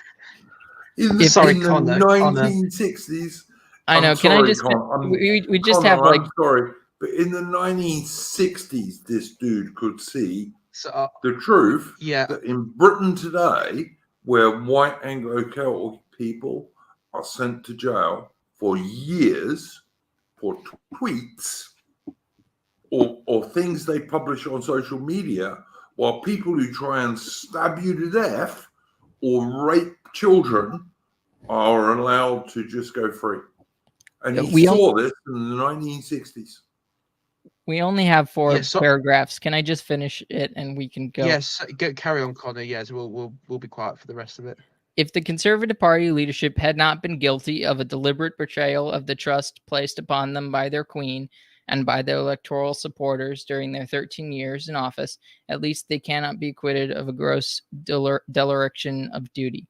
It is beside the point to mention that the other parties, being further to the left, might well have done far worse damage to our British future. It is in the nature of left-wingers to do so.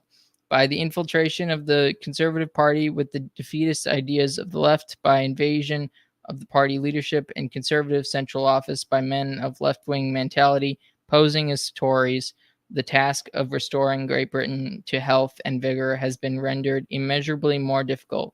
No political party today believes in Great Britain's destiny or cares whether she degenerates to the status of a third-class nation, not one of the three big parties. The Tories, traditional defenders of the nation and empire, have abandoned their post. It is left to a few old-fashioned patriots without funds, without aid from the press or the BBC, if not indeed against opposition from these agencies, to save the situation. The Conservative leaders of 1951, 1964 to 1964 will have a serious charge to answer at the bar of history. Yeah, I mean, it's you could have said the same thing in like the 90s too. So it's just, like it's interesting to see that it goes back this far.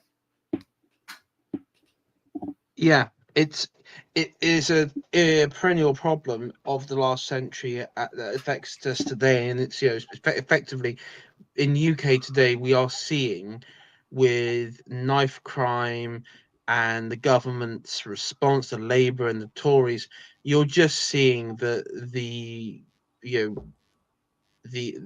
outcome of all this, just plain to see, as Richard Hilton has been saying. And I was just going to say, just to confirm, I did do some background checks on these characters mentioned, and yeah, they're all well, I think we know. Expect. Yeah, I think we expect. Old Testament people.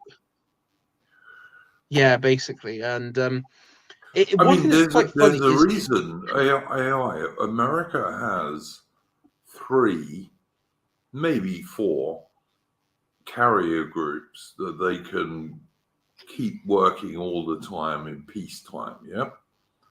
Yeah. They really only have 3, but they can push 4 out, I guess. 2 of them are off the coast of Israel at the moment. I wonder why. Yeah.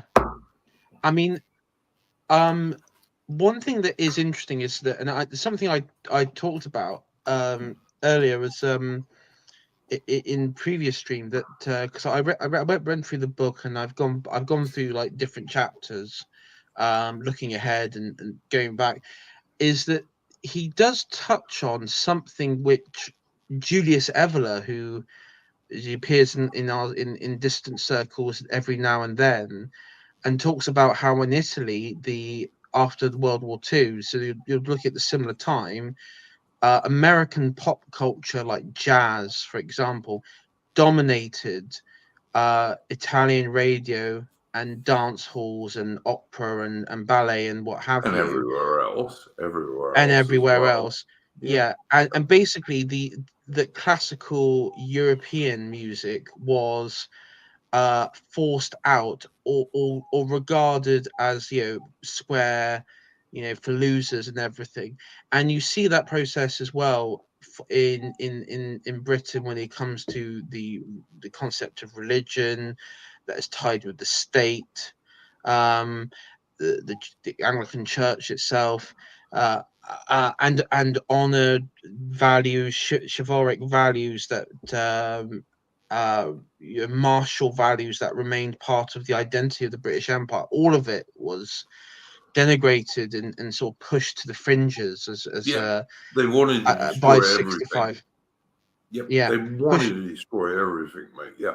One yeah, of the reasons that the movie Zulu is so famous is it was probably one of the last films that was ever made that was, showing the British Empire in a good light, Although you have to say,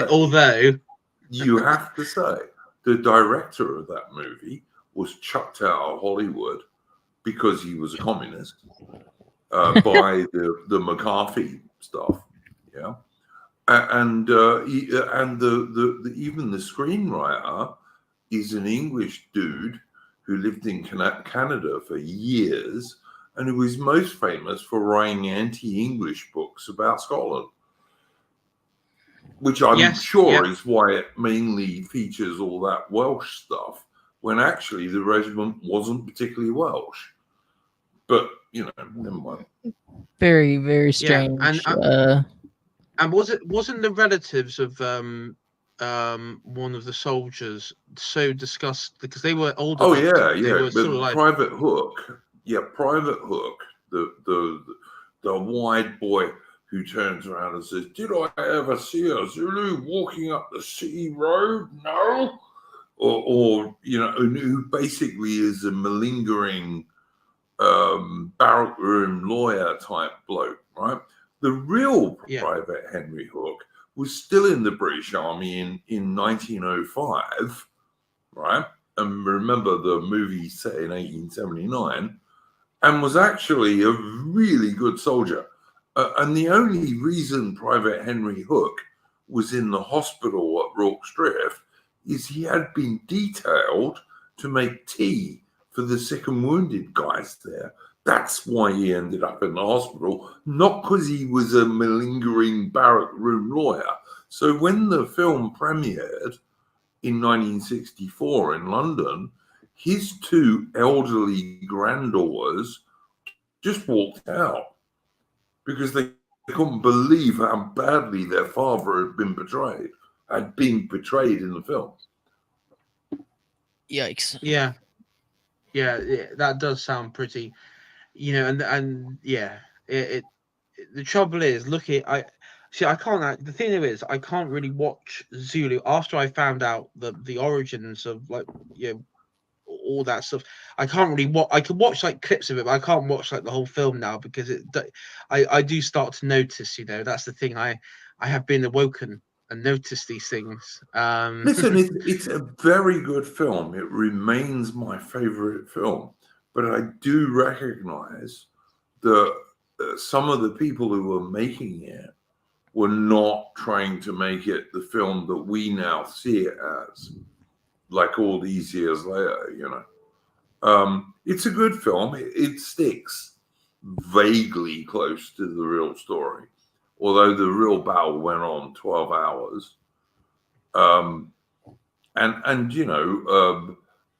Neither Bromhead nor Chard were silly guys who got into an argument with each other. There's no evidence for that whatsoever. It's nonsense. Why would Chard have been more based than Bromhead? They weren't. You know, they were both average British officers, basically. And the regiment was a average British regiment. Yes, there were some Welshmen in it, but it was actually not the South Wales Borderers in 1879. That only happened 2 years later. It had some Welsh guys in it, but there were probably more English guys at Rorke's Drift than there were Welsh guys. AI, could you bring up that the second to last comment Aubrey made? So Aubrey says, so which is it? We're this weak country, yet we're able to ruin the fabric of those other weak nations. I'm sorry, but these other weak nations couldn't stand up for their own national beliefs. So this is kind of I feel like this is a interesting comment to go off of. Yeah. I believe Aubrey is American. So what she's Yes. referring Yes, she to is. is the American ability to destroy the culture of all, you know, sort of Western nations, by but the question really isn't like, is it a weak country? America is has been a strong country the last 100 years. Now, the strength has always been within American finance, international finance. It's always been within with a very small group of people, and these group of people have used their power to manipulate the country into doing all sorts of things. And the reason that Europe was so weak, other Western nations were so weak, was because of World War II. America is the only country in World War II that didn't really have any fighting on its main soil, on the mainland. There was no fighting in the United States on the mainland. It was I mean, the closest thing you get is Hawaii, and it was just a military base, Pearl Harbor. And of course, America knew that was coming and let it happen. But the point is that America was the least depleted of all the victorious nations, and proceeded to take over the financing of all the remaining Western countries. And then the Cold War stuck all of those countries together, for worse probably overall, but out of this antagonism with the USSR. And money talks. When you've basically been destroyed culturally through war, you become extremely vulnerable to influences from the outside. So the reason our nations are weak, it's not so much as like a material thing. It's more like from a moral perspective, from a cultural perspective, that usually comes from materialism, the actual the sort of power that comes from America. So America is so powerful that it destroyed itself and everybody else. Yeah, I think, Connor, one thing worth mentioning is that in 1942, the Americans sent a cruiser to South Africa. And of course, South Africa is one of the, back in those days, was the biggest gold producer in the British Empire. And the Americans sent a cruiser to Cape Town in South Africa. And it took away the very last British gold reserves from South Africa, which was then part of the British Empire, to America. In 1942. We took all the gold. Basically, the Soviet Union and the United States just took everybody's gold. Yep. Yeah. Yep. And of course, the Americans gave the Russians even more lend-lease than they gave to the Brits. But there was a vital difference. Russia never paid theirs back, ever. whereas Britain did, and it was in about 1983. So yeah, and that's why a lot of Americans at the time, when you hear like before the neocon era, when they said, "Oh, communists are embedded in the government," this is what they're sort of referring back to, is because even they, intellectuals and people of thinking mind, as Hilton puts it, would notice, hold on a sec, we are literally charging and draining Britain dry, but the Soviet Union would just give this anti-Christian murderous regime that instituted the Red Terror. We're just giving everything away for free. And so a lot of that's also, yeah. I think it's worth saying today, AI, that like the Soviet Union, certainly under Stalin, was not the same as Russia today under Putin. All right, Russia today under Putin is, I don't know, I think in many respects it's a more free country than Britain is. Because you don't get arrested for tweets in Russia. It's you do in definitely Britain. I mean, it's definitely freer under than under Stalin. If you were a Russian, yeah, definitely, 100%, no doubt. I mean, it's more like any other country, to be honest. I mean, maybe it has some differences, but it's not a comparatively drastic difference. But the funny thing is, the Stalin and his the Soviet Politburo and the regime were largely ethnically non-Russian. Yeah, he was Georgian. Stalin was Georgian, yeah, absolutely. Beria, the leader of the NK, was a small hat. Yeah, small hat. And so, yeah, I mean, but that was quite common in the Soviet Union. I mean, just following up on one of Connor's points though beforehand about the materialism and why America did become weaker. The American people became weaker because of it. Instead of community, you had super mega shopping centers, you had commercialism.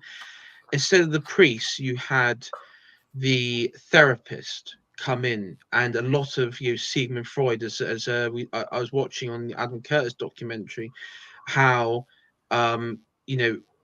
everything was conditioned, everything was a public relations exercise, and these sorts of hyper secular projects and experiments undertaken, all of them, from Sigmund Freud to governance to CIA's clandestine brainwashing facilities in Canada, and all these sorts of very oddities that went on at this time period, was all done by people who were terrified of a resurrection of nationalism, and these people were ideologically afraid of what would come of that.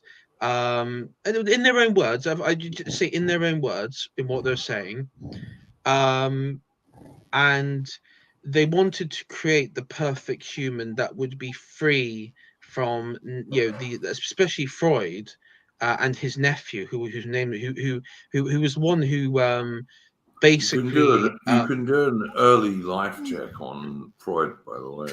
We don't need to. I think we all know Sigmund Freud. But his nephew, who was in America, he worked. I think he was the one who was he was giving therapy to like some Marilyn Monroe and everything, and we don't need to know how messed up she was. So you did have like this radical shift, not just like in like values, but in the way that what is like the pinnacle of society or now it's having like a toaster or a TV or this dress or going on this holiday instead of actually serving community or community spirit. And this is why, and I say, the people of the West were weaker, and including the Americans. That's how I define it in a sense. It did make it. I think it makes. It's funny because I was watching an interview with the Crown Prince of Saudi Arabia, and he was talking about oil. Now, of course, Saudi Arabia would be nothing, absolutely nothing without oil. If we're absolutely honest, it's nothing without oil. And he said it's like a double-edged sword. It's a blessing and it's also a curse, because it's it enslaves the people, it enslaves the Saudi people. And that's what the post-war sort of culture that created this largely secular, globalist, internationalist thing is it there is nothing beyond it, because in their world there can be nothing beyond it. And that's why today Starmer has called for a total crackdown on what he defines as nationalists. I mean, it just means anybody who cares and wants for their own country to be governed Have you seen his by latest its one, people. AI? Sorry, Have you seen his latest one? Have you I have, seen yeah. Care's latest one? He wants to make it illegal to smoke outside in the gardens of British pubs, which is going to kill the few British pub remaining culture. British pubs. Yeah. And also outside football stadiums as well. So it's kind of like Starmer has this like total and complete hatred and detestation of white Anglo-Celtic working class people, because he wants to just destroy them. Like everything a working class bloke ever does, Starmer wants to kill. Yeah, he's a vicious cockroach of a person. Yeah, he is. Sorry to interrupt. I'm gonna head out. AI, thank you for having me on. It's been a pleasure. That's all right, Connor. Thanks for reading. Connor. Thank you. Yeah. Good reading. No, thanks for reading, and we'll continue next time with chapter 10. Yep. Before you go, Connor, before you go, you would always be welcome to join one of my Splendid Isolation streams if you so wish. I appreciate that. Thank you. Thank you, everyone, and God bless.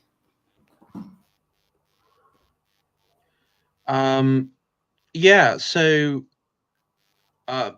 one thing that again might just do like one last bit of roundup from the end there, because what happened is sort of Richard Hilton dropped some pretty strong red pills towards the end. I mean, one thing that is and this is something you think it happens today, but you don't think it happened that long ago. So like such British history was taught in British schools tended toward glorification of America and slurs against the British historical record. In 1957, a boy at one of England's best preparatory schools disclosed that the only British battle that he remembered hearing about at school was the Battle of New Orleans, rather than an obscure sideshow of the Anglo-American War in 1814. You will remember AI in popular culture. Lonnie Donegan in the 1950s made a song about the Battle of New Orleans, right? I know the song, which was basically an American song. For some reason, I never worked out was a hit in Britain. I couldn't understand it. Yeah, I mean, it wouldn't. The thing though is, I did experience stuff like that at school. We did have that sort of glorification of. It wasn't so much of America, but American ideals, because again, like America was, the concept of nation state is largely now negative. I mean, back then it was still being utilized by the regime, but you did have like one of the notions, Iron Duke, and this is something that really annoys me, is that during World War II, the idea that Britain was this isolated, plucky nation, small island nation fighting Yeah. against the odds, completely ignoring the fact that we had, the world's largest empire, and by far, by a fucking mile, the world's largest navy, which is what kept, Yep. Germany and What really Japan at won bay. the Battle of Britain was the Royal Navy. Yeah. Yeah. Like Germany never had in World War II a very big navy. They didn't. The Italians had a vastly bigger navy than Germany, and the Japanese had a even more vastly bigger navy than Germany. But somehow Germany was going to invade Britain when even in Norway, right, the German invasion of Norway, the Royal Navy had sunk like 2/3 of German destroyers and cruisers, with some help from the Norwegians, but mostly the British did it. Okay, the German Navy was totally incapable of invading Britain in 1940. Winston Churchill was talking shit. There was no chance. Not even slightly. Not even if the Luftwaffe had somehow won the Battle of Britain. How are they going to do that when the main German fighter aircraft, the Bf 109, could spend about 10 minutes over London? All the RAF had to do, if they were really pushed, which they never really were, was withdraw north of London. And the Germans couldn't even have effectively bombed their airfields. Absolute nonsense. And like I say, there's a really good novel. I can't remember the name of the author, but the novel is called A Piece of Cake, and it's about British fighter pilots in the Battle of Britain. And one of the fighter pilots in this novel has been sent to the RAF from the Fleet Air Arm, from the Royal Navy Fleet Air Arm. And this guy turns around and says, do you know what? At night, our destroyers could go fast past some of these German barges and sink them merely with the wake. They wouldn't even have to fire at them. And that is entirely true. There was no possibility, and I mean less than zero, of the Germans ever invading Britain in 1940. It was absolute crap. It was never going to happen. And Churchill was just lying, basically, which he very, very, very often did.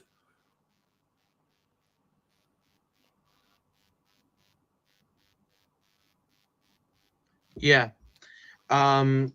True. And Aubrey saying, thank you. I appreciate the explanation. Did feminism start here then in the US? Well, about the same time as it did in Britain. About the same time as it did in Britain. Around the middle of the 19th century. So around between it like 1845, 1860, that's the start of feminism. And I think it started pretty much at the same time in America as it did in Britain, and it's been equally destructive in both countries.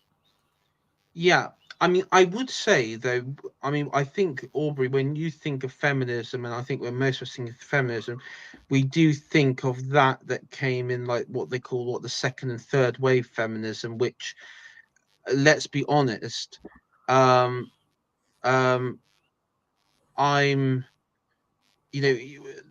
when feminists started getting concerned about Black liberation movement and intersectionality and like lesbianism and all the other rubbish that goes with it, and destructive forces with it, there is like a bit of a stark difference than like just because again, a lot of like the suffragette, there was a group within the suffragettes that actually teamed up with Mosley, if I remember correctly. Maybe. Look, my yeah, who My knows? knowledge But of feminism is not total by any means, but the feminists in Britain, the suffragettes, in the period like from about 1906 onwards, they were Britain's first terrorists, apart from the Fenians. They were scumbags. And in World War One, these mostly middle-class women, because trust me, feminism was a middle-class movement. There were no working-class feminist girls. They just didn't have time for that crap. The middle-class feminists were the people who went around giving white feathers to any British bloke not in uniform in World War One, even though there were no women in the front line, which there shouldn't be anyway, because women are not suitable for that role. But I knew a guy, right? I knew a guy when I was a teenager because I'm an old bastard. And he was recently married with one child, and he was in the army, and he was quite badly wounded on the Somme in 1916. And so in the end of 1917, he recovered and he was going back to his unit. But his wife, who was like about 4 or 5 years younger than him, was desperately worried he was going to be killed because, you know, any sensible human being by that stage realized your chances of dying in World War One were really high, you know. So in order not to scare her, on his embarkation leave, he dressed in civilian clothes to go and visit her. And on a tram in London, some middle-class bitch gave him a white feather as a coward. This is a guy who was badly wounded in the Battle of the Somme in 1916. He spat in her face, and I didn't blame him. yeah, Didn't true. blame him at all. I would have done the same. And you know, American servicemen who returned from Vietnam did experience similar tactics by the far left. And from my understanding, I can't remember who I saw on the stream about like tactics of the left in the 60s and 70s, but they would like camp out at airports and wait for these flights to come back so they can target. You could shout and heckle. They used to throw dog shit at them and stuff like that. Yeah, I know. Yeah, call them baby killers and all that sort of stuff. Yeah, so this sort of tactic has, you know, it's gone on, and I remember a story I was told by a family member that was in a bar in mainland Europe, and it was just after the I think it was it may have been the Gibraltar when the IRA terrorists were shot dead in Gibraltar. And it was at this bar, and they saw these British servicemen, because this was in West Germany, so you would have had there was the British sector and what have you, and they were worried at the time. AI, everyone was worried about command detonated bombs, and that's about the time the military changed from things like double taps and all this stuff you hear to you fire at your enemy until they don't move anymore. Because, you know, if someone's got a command detonation bomb in their hand, all it requires is the thumb to come off it. Yeah. And the bomb goes off. And so they changed the rules about that time. And everyone was amazed that those 3 pirate terrorists in Gibraltar, who were going to kill loads of women and kids, the SAS guys just shot them until their magazines ran out. Well, that's what they were told to do. Yeah, because and the story that's goes. the best way of that not happening.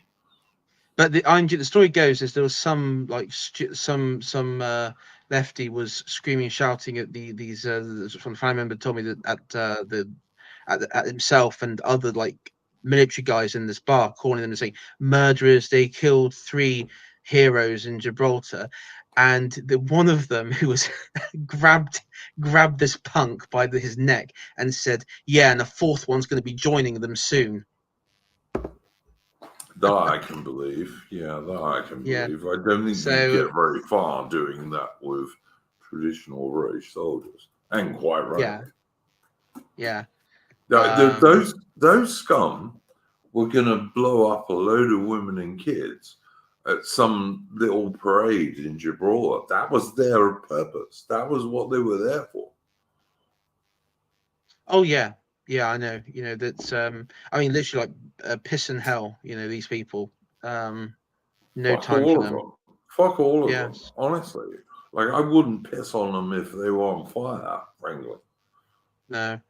And you know, this is what's the most fucked up thing, because you know this is what Richard Hilton was pointing out, that if America was being venerated in it, or if America was being over glorified in Britain, what would stop the enemies of Britain, like the more obvious enemies of Britain, being from over glorified? So like Irish republicanism, Fenian movements, and the IRA itself, which I think in British media, I mean, I know within like the film and culture and media in this country, has ridiculously over glorified the IRA We on hated them. multiple.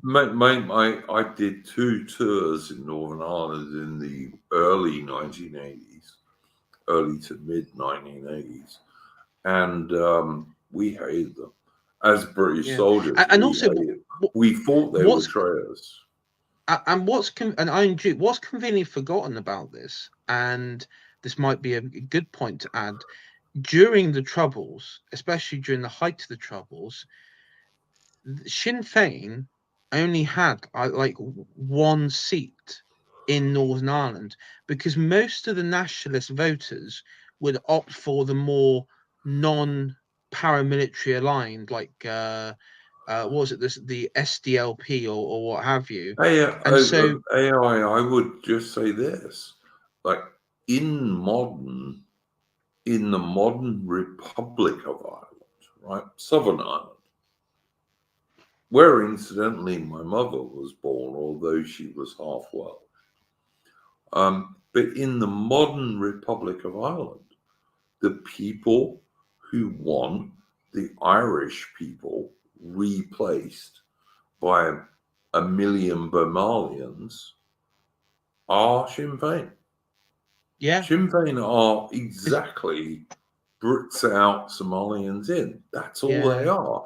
And increasing numbers of patriotic Irish people are realizing that and hate them, quite rightly.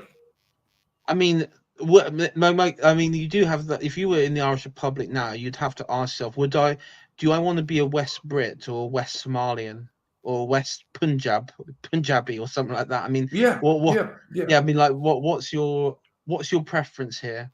Um, But and it's quite funny. Sinn Féin, which is the political wing of the Provisional IRA, the Provisional IRA, the leadership of the Provisional IRA was always Marxists. They always Yeah, were. And so Sinn Féin, which is the political wing of the Provisional IRA, who killed so many women and children, it's unbelievable, in Northern Ireland, in England, etc. They totally support the replacement of the real people of Ireland by millions of brown and black people, basically. They do. It's just the fact. yeah. No, that's that. You know, that's going to say, and that's the battle you'll be facing now. I mean, this is why you had in Northern Ireland loyalists and traditional IRA supporters marching along arm in arm in streets recently, because neither of those peoples want to be replaced, and why should they?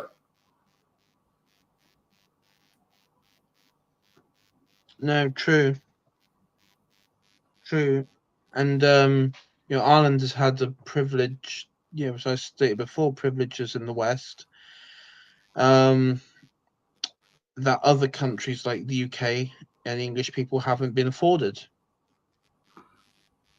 Sure. Aubrey, but I mean, at least we can speak the truth, mate. At least. Yeah, I mean, it is bleak. I'm not gonna lie. In the UK, it's really bleak. It feels like that anything, I mean, I don't like to say dissident because I don't want to be, I'm skeptical that the dissident right even exists, but even if it does exist, what's happening is it is like people are checking out, because the number one, the politics of it, the energy of it isn't there.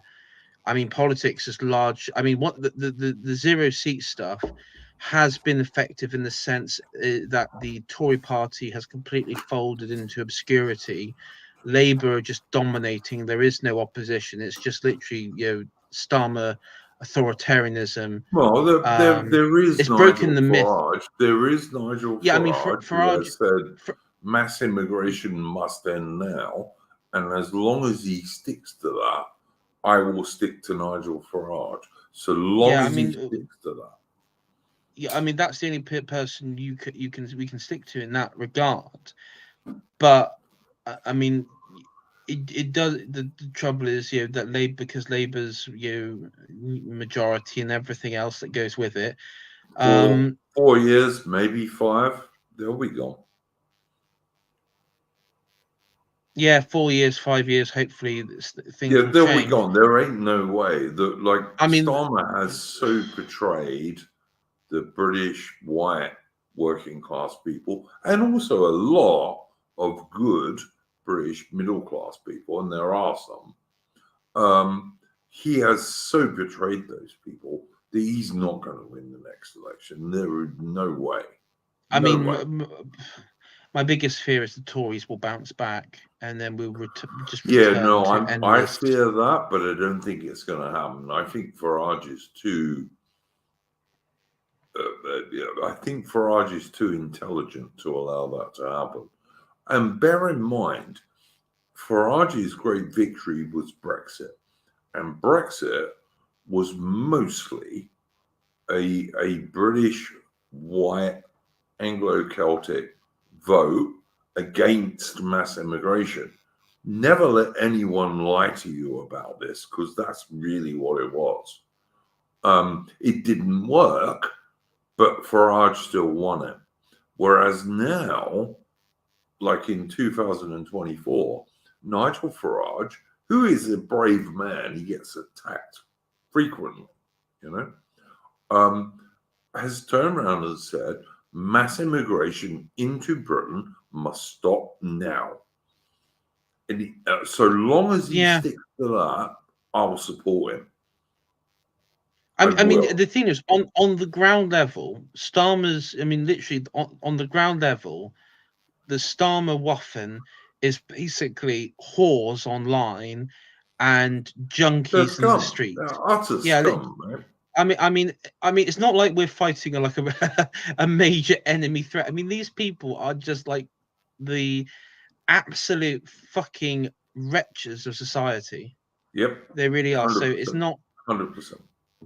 It's not like it's all good men and women in Britain recognize Starmer as an enemy and evil. All of them. Yeah. All of them And do. all and Even everyone. relative normies recognize Starmer as an evil, bad enemy of the real Anglo-Celtic British people. I think everyone does every Labour Party, every Labour Party MP, every Labour Party member, every Labour Party supporter is now, I've internalized as, pure enemy, and I just view, if someone was to say, oh, I'm a Labour Party supporter, I just immediately vision, okay, you hate this country, you are working actively to destroy the fabric of this country, and I stay away from them. And it's good, because a lot of the people who I do know are Labour Party supporters are, live the most dysfunctional lives on the planet, and are also, they are, um largely unhappy. They're very vindictive, they're very petty, and these are people who really just have nothing of value in their life. They have nothing in their life going for them at the moment, and they have no drive, they have no ambition, and that sort of sums up. The same is exactly said for the Conservative Party. So it in one ways, but the with so-called Labour, with Starmer, Conservative there's Party. nothing. Yeah, the so-called Conservative Party, there is nothing there. Look, So, I don't like some of the decisions that have been made by Reform. I don't like the chairman of Reform at all. Tice has got better, which is good. Farage needs to really put himself out there. I seriously think Farage could, because he's a very intelligent man, and I don't think he's a bad man. I think he hides his power levels to some degree. I think Farage could make himself a more effective, because he's younger. I think he could make himself a more effective British Trump. I really do. And could be unstoppable if he works that the way he should. Yeah, and so long as he sticks to that mass immigration must end. And when Farage says that, he means all immigration, legal as well as illegal. If he sticks to that, every single patriotic British Anglo-Celtic person, male or female, doesn't matter, should vote for him. So long as he sticks to that. But he has to stick to it. Yeah. And he can, and the biggest fight that he will have, and we'll probably sign off in a minute, Andrew, but on the final point, his biggest fight is going to be against the media class in this country, the Whitehall civil service, and also the legal system in this country. All of he which has enormous fights he's got to win, but he could. Yeah, it's and if he sticks to his guns, which is what British guys do, which goes back, by the way, to the Royal Navy many like years ago. The Royal Navy were known, they stuck to their guns, they didn't run away. All right? If Nigel Farage sticks to his guns like a good British man, most people will support him, I think. I do. And he could become an even bigger version of Trump for Britain. And maybe a better version, because he's a bit younger and has a bit more energy. Yeah. And of course, the biggest threat to it all will be the financial institutions, which are, the ones that got rid of Liz Truss. They could try and they could in their victory. So to answer this gentleman's or lady, I don't know the specific on this, probably gentleman, job, go work in the treasury. If you're 21, go start working in the treasury. Prepare for the incoming Starmer's march on London. Oh no, so no, Farage's march on London. I'm referring to. Yeah. Look, I would just say this. Look, an academic agent is apparently giving up these days. He's saying he's getting rid of all these streams. I hope he doesn't. I don't think unpopular opinions could be good, depending on the guests he had and the subjects he was talking about. But I'll tell you what, my channel, my YouTube channel, which you are often a guest on, AI, we're not giving up, right? Anyone who gives up on Britain and England and Britain, because they include Scotland and Wales and Northern Ireland, anyone who gives up on these people, as far as I'm concerned, is a traitor, because we haven't lost yet. And you know what? Britain's gone through some real bad shits, going back into the days of Alfred the Great, the only person and the only country ever to fight off a Norse invasion. We've gone through a load of shit, and we ain't dead yet. And, you know, two-tier care and his stormtroopers and all the rest of it. People like myself, like AI, like Morgoth, we're not going to give up. We're not. People like Atterman, people like Mitch, we are not going to give up. All right? So you think we are, Starmer, yeah, bastard. No, we're not. No, we're not. Me, I will fight until my last breath for England and Britain, because that's the only thing I really love in the whole wide world. I mean, I personally, I've now dedicated my whole life to destroying the Conservative Party and Labour Party. I'm just an agent of destruction. Duke at this point. My entire, I want to destroy both parties so that they can never, like the Roman destroying Carthage. You know, I'm going to wipe it from the history books. It will just the land under them. Yes, 100%, mate. 100%. And look, I mean, so long as there are English and British guys who will band together, English and British men who will band together to fight, we ain't gonna lose. No. No matter how black things look, we will not lose.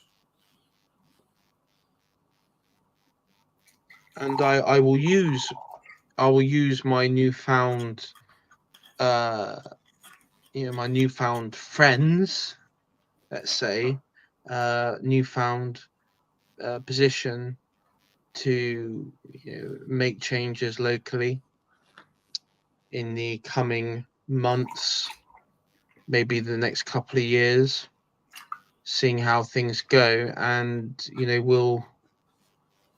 I'm going to make, as I stated, my life's mission to destroy the Liberal Democrats are also in that mix. We're just going to wreck the party Liberal system, Democrats, the Greens, the so-called Greens, also traitors. All of them, mate. We have to destroy all of them. And if we don't, our children and our grandchildren will not have a nation anymore. Yeah. And I had this.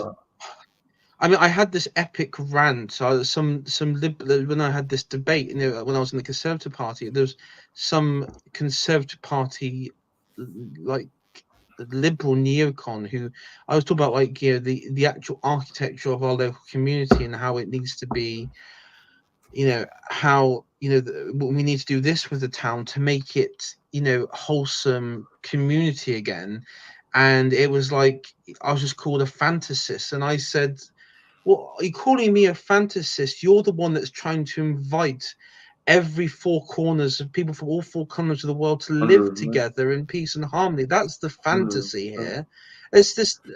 I mean, this is the thing: is don't allow these people to. I mean, I know they talk down to us, but they're the ones who are fanatics and fantasists and dangerous, because as Montague and Chelmsford report stated, because of the actions by British diplomats and civil service withdrawing, and the government withdrawing from India, they left a prosperous, peaceful, and united society into what would we call today as balkanization and ethnic cleansing, where And millions mass were murder. killed. Yeah, mass Yeah, and murder. mass There murder. was mass Yeah. murder in 1948.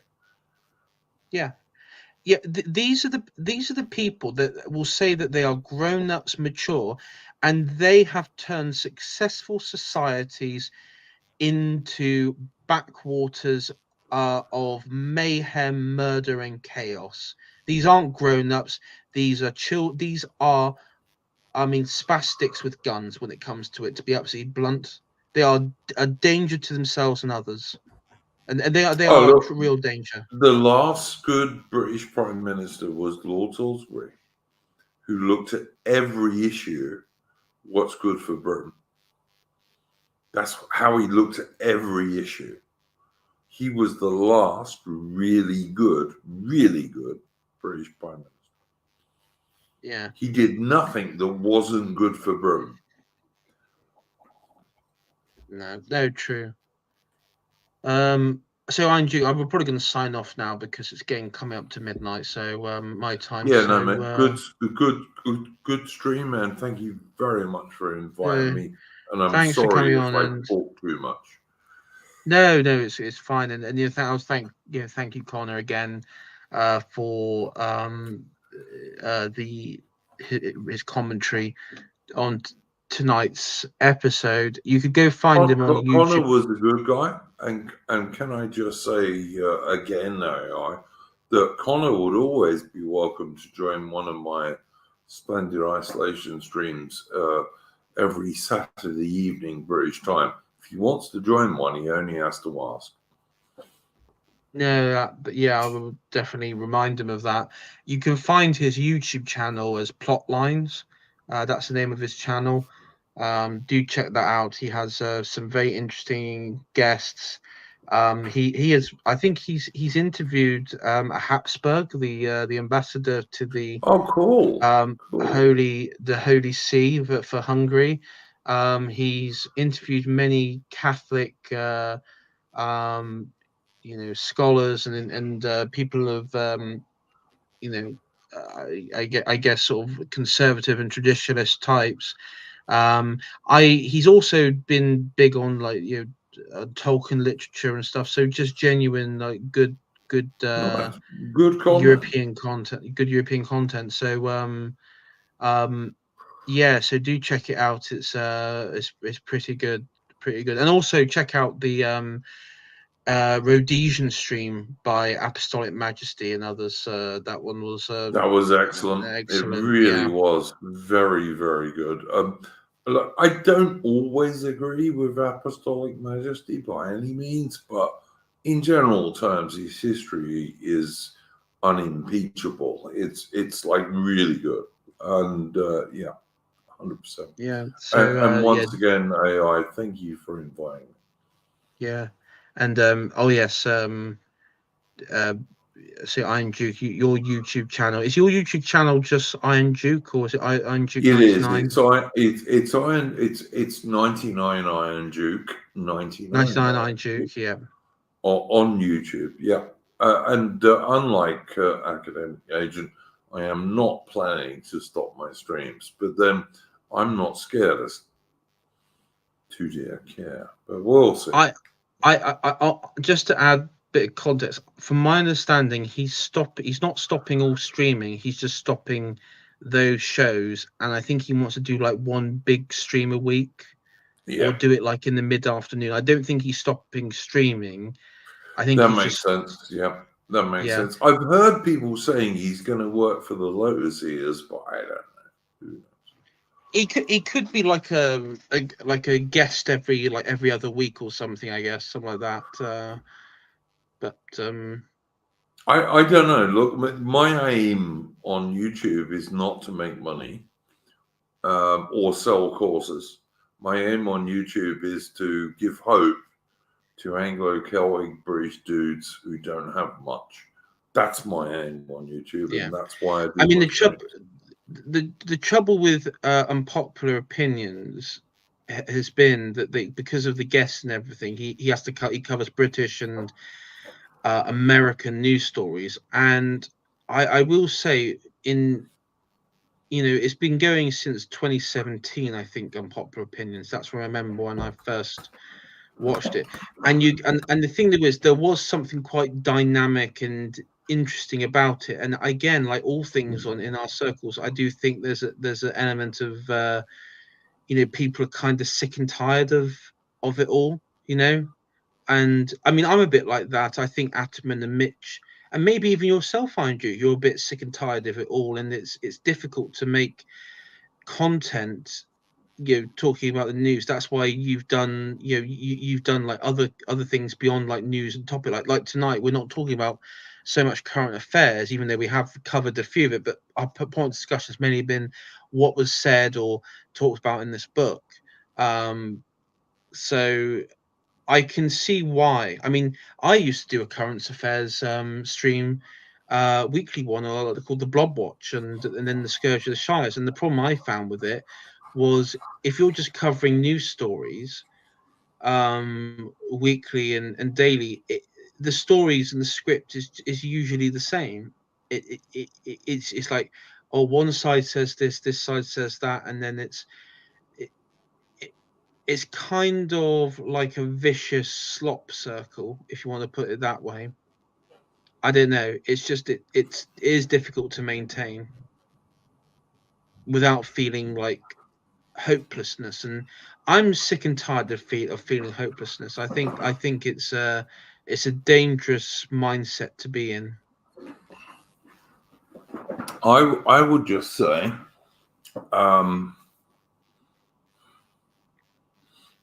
I think we've got to look at ourselves as the 135 British soldiers at Rorke's Drift who were about to be attacked by 4,500 Zulus.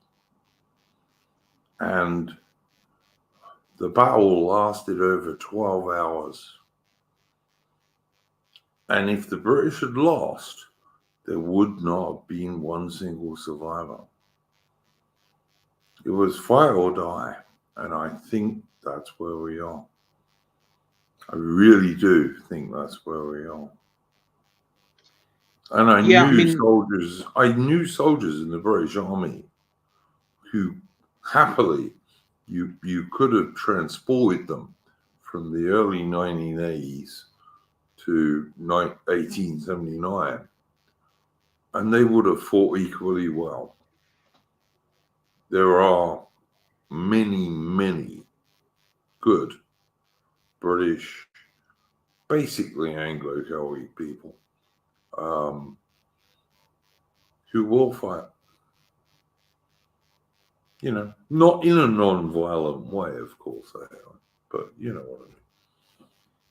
Yeah, I mean, I'm not going anywhere. If they want to, if I want to be carted off or anything, or as I say, I'm not leaving this. I'm not leaving this platform. I'm not leaving streaming. I'm going to continue my channel, and if that, I think there's a part of Starmer and their party. It's all talk. It's all talk. At the end of the day, he's not. so He's yeah, not I'm as not strong leaving. as I am. He's not as strong as I am. Well, he's not as strong as he's not as strong as he likes to make out that he No. is. It's all largely illusion. The real British people like yourself, people like Morgoth, people like me, people like Atman, people like Mitch, well, Starmer can't beat that. No. And the average Labour Party MP or member can't. You know, we aren't some dipshit Tory that they can, bash about and use usual linguistic techniques to sort of beat them down. That's sorry, fella. This is the wrong neighbourhood you're in when it comes to that. We are we're beyond. We're sort of beyond all that rigmarole politics. Well, we also have an understanding of like English and British history going back way over 1,000 years.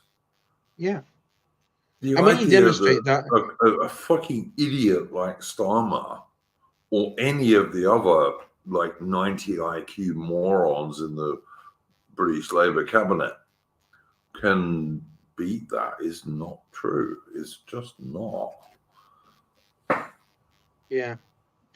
Anyway, I'm going to head off now, Andrew. Thanks for coming on. Thank you, everyone in chat. And I will see you all next time. Go on, man. And thank you for inviting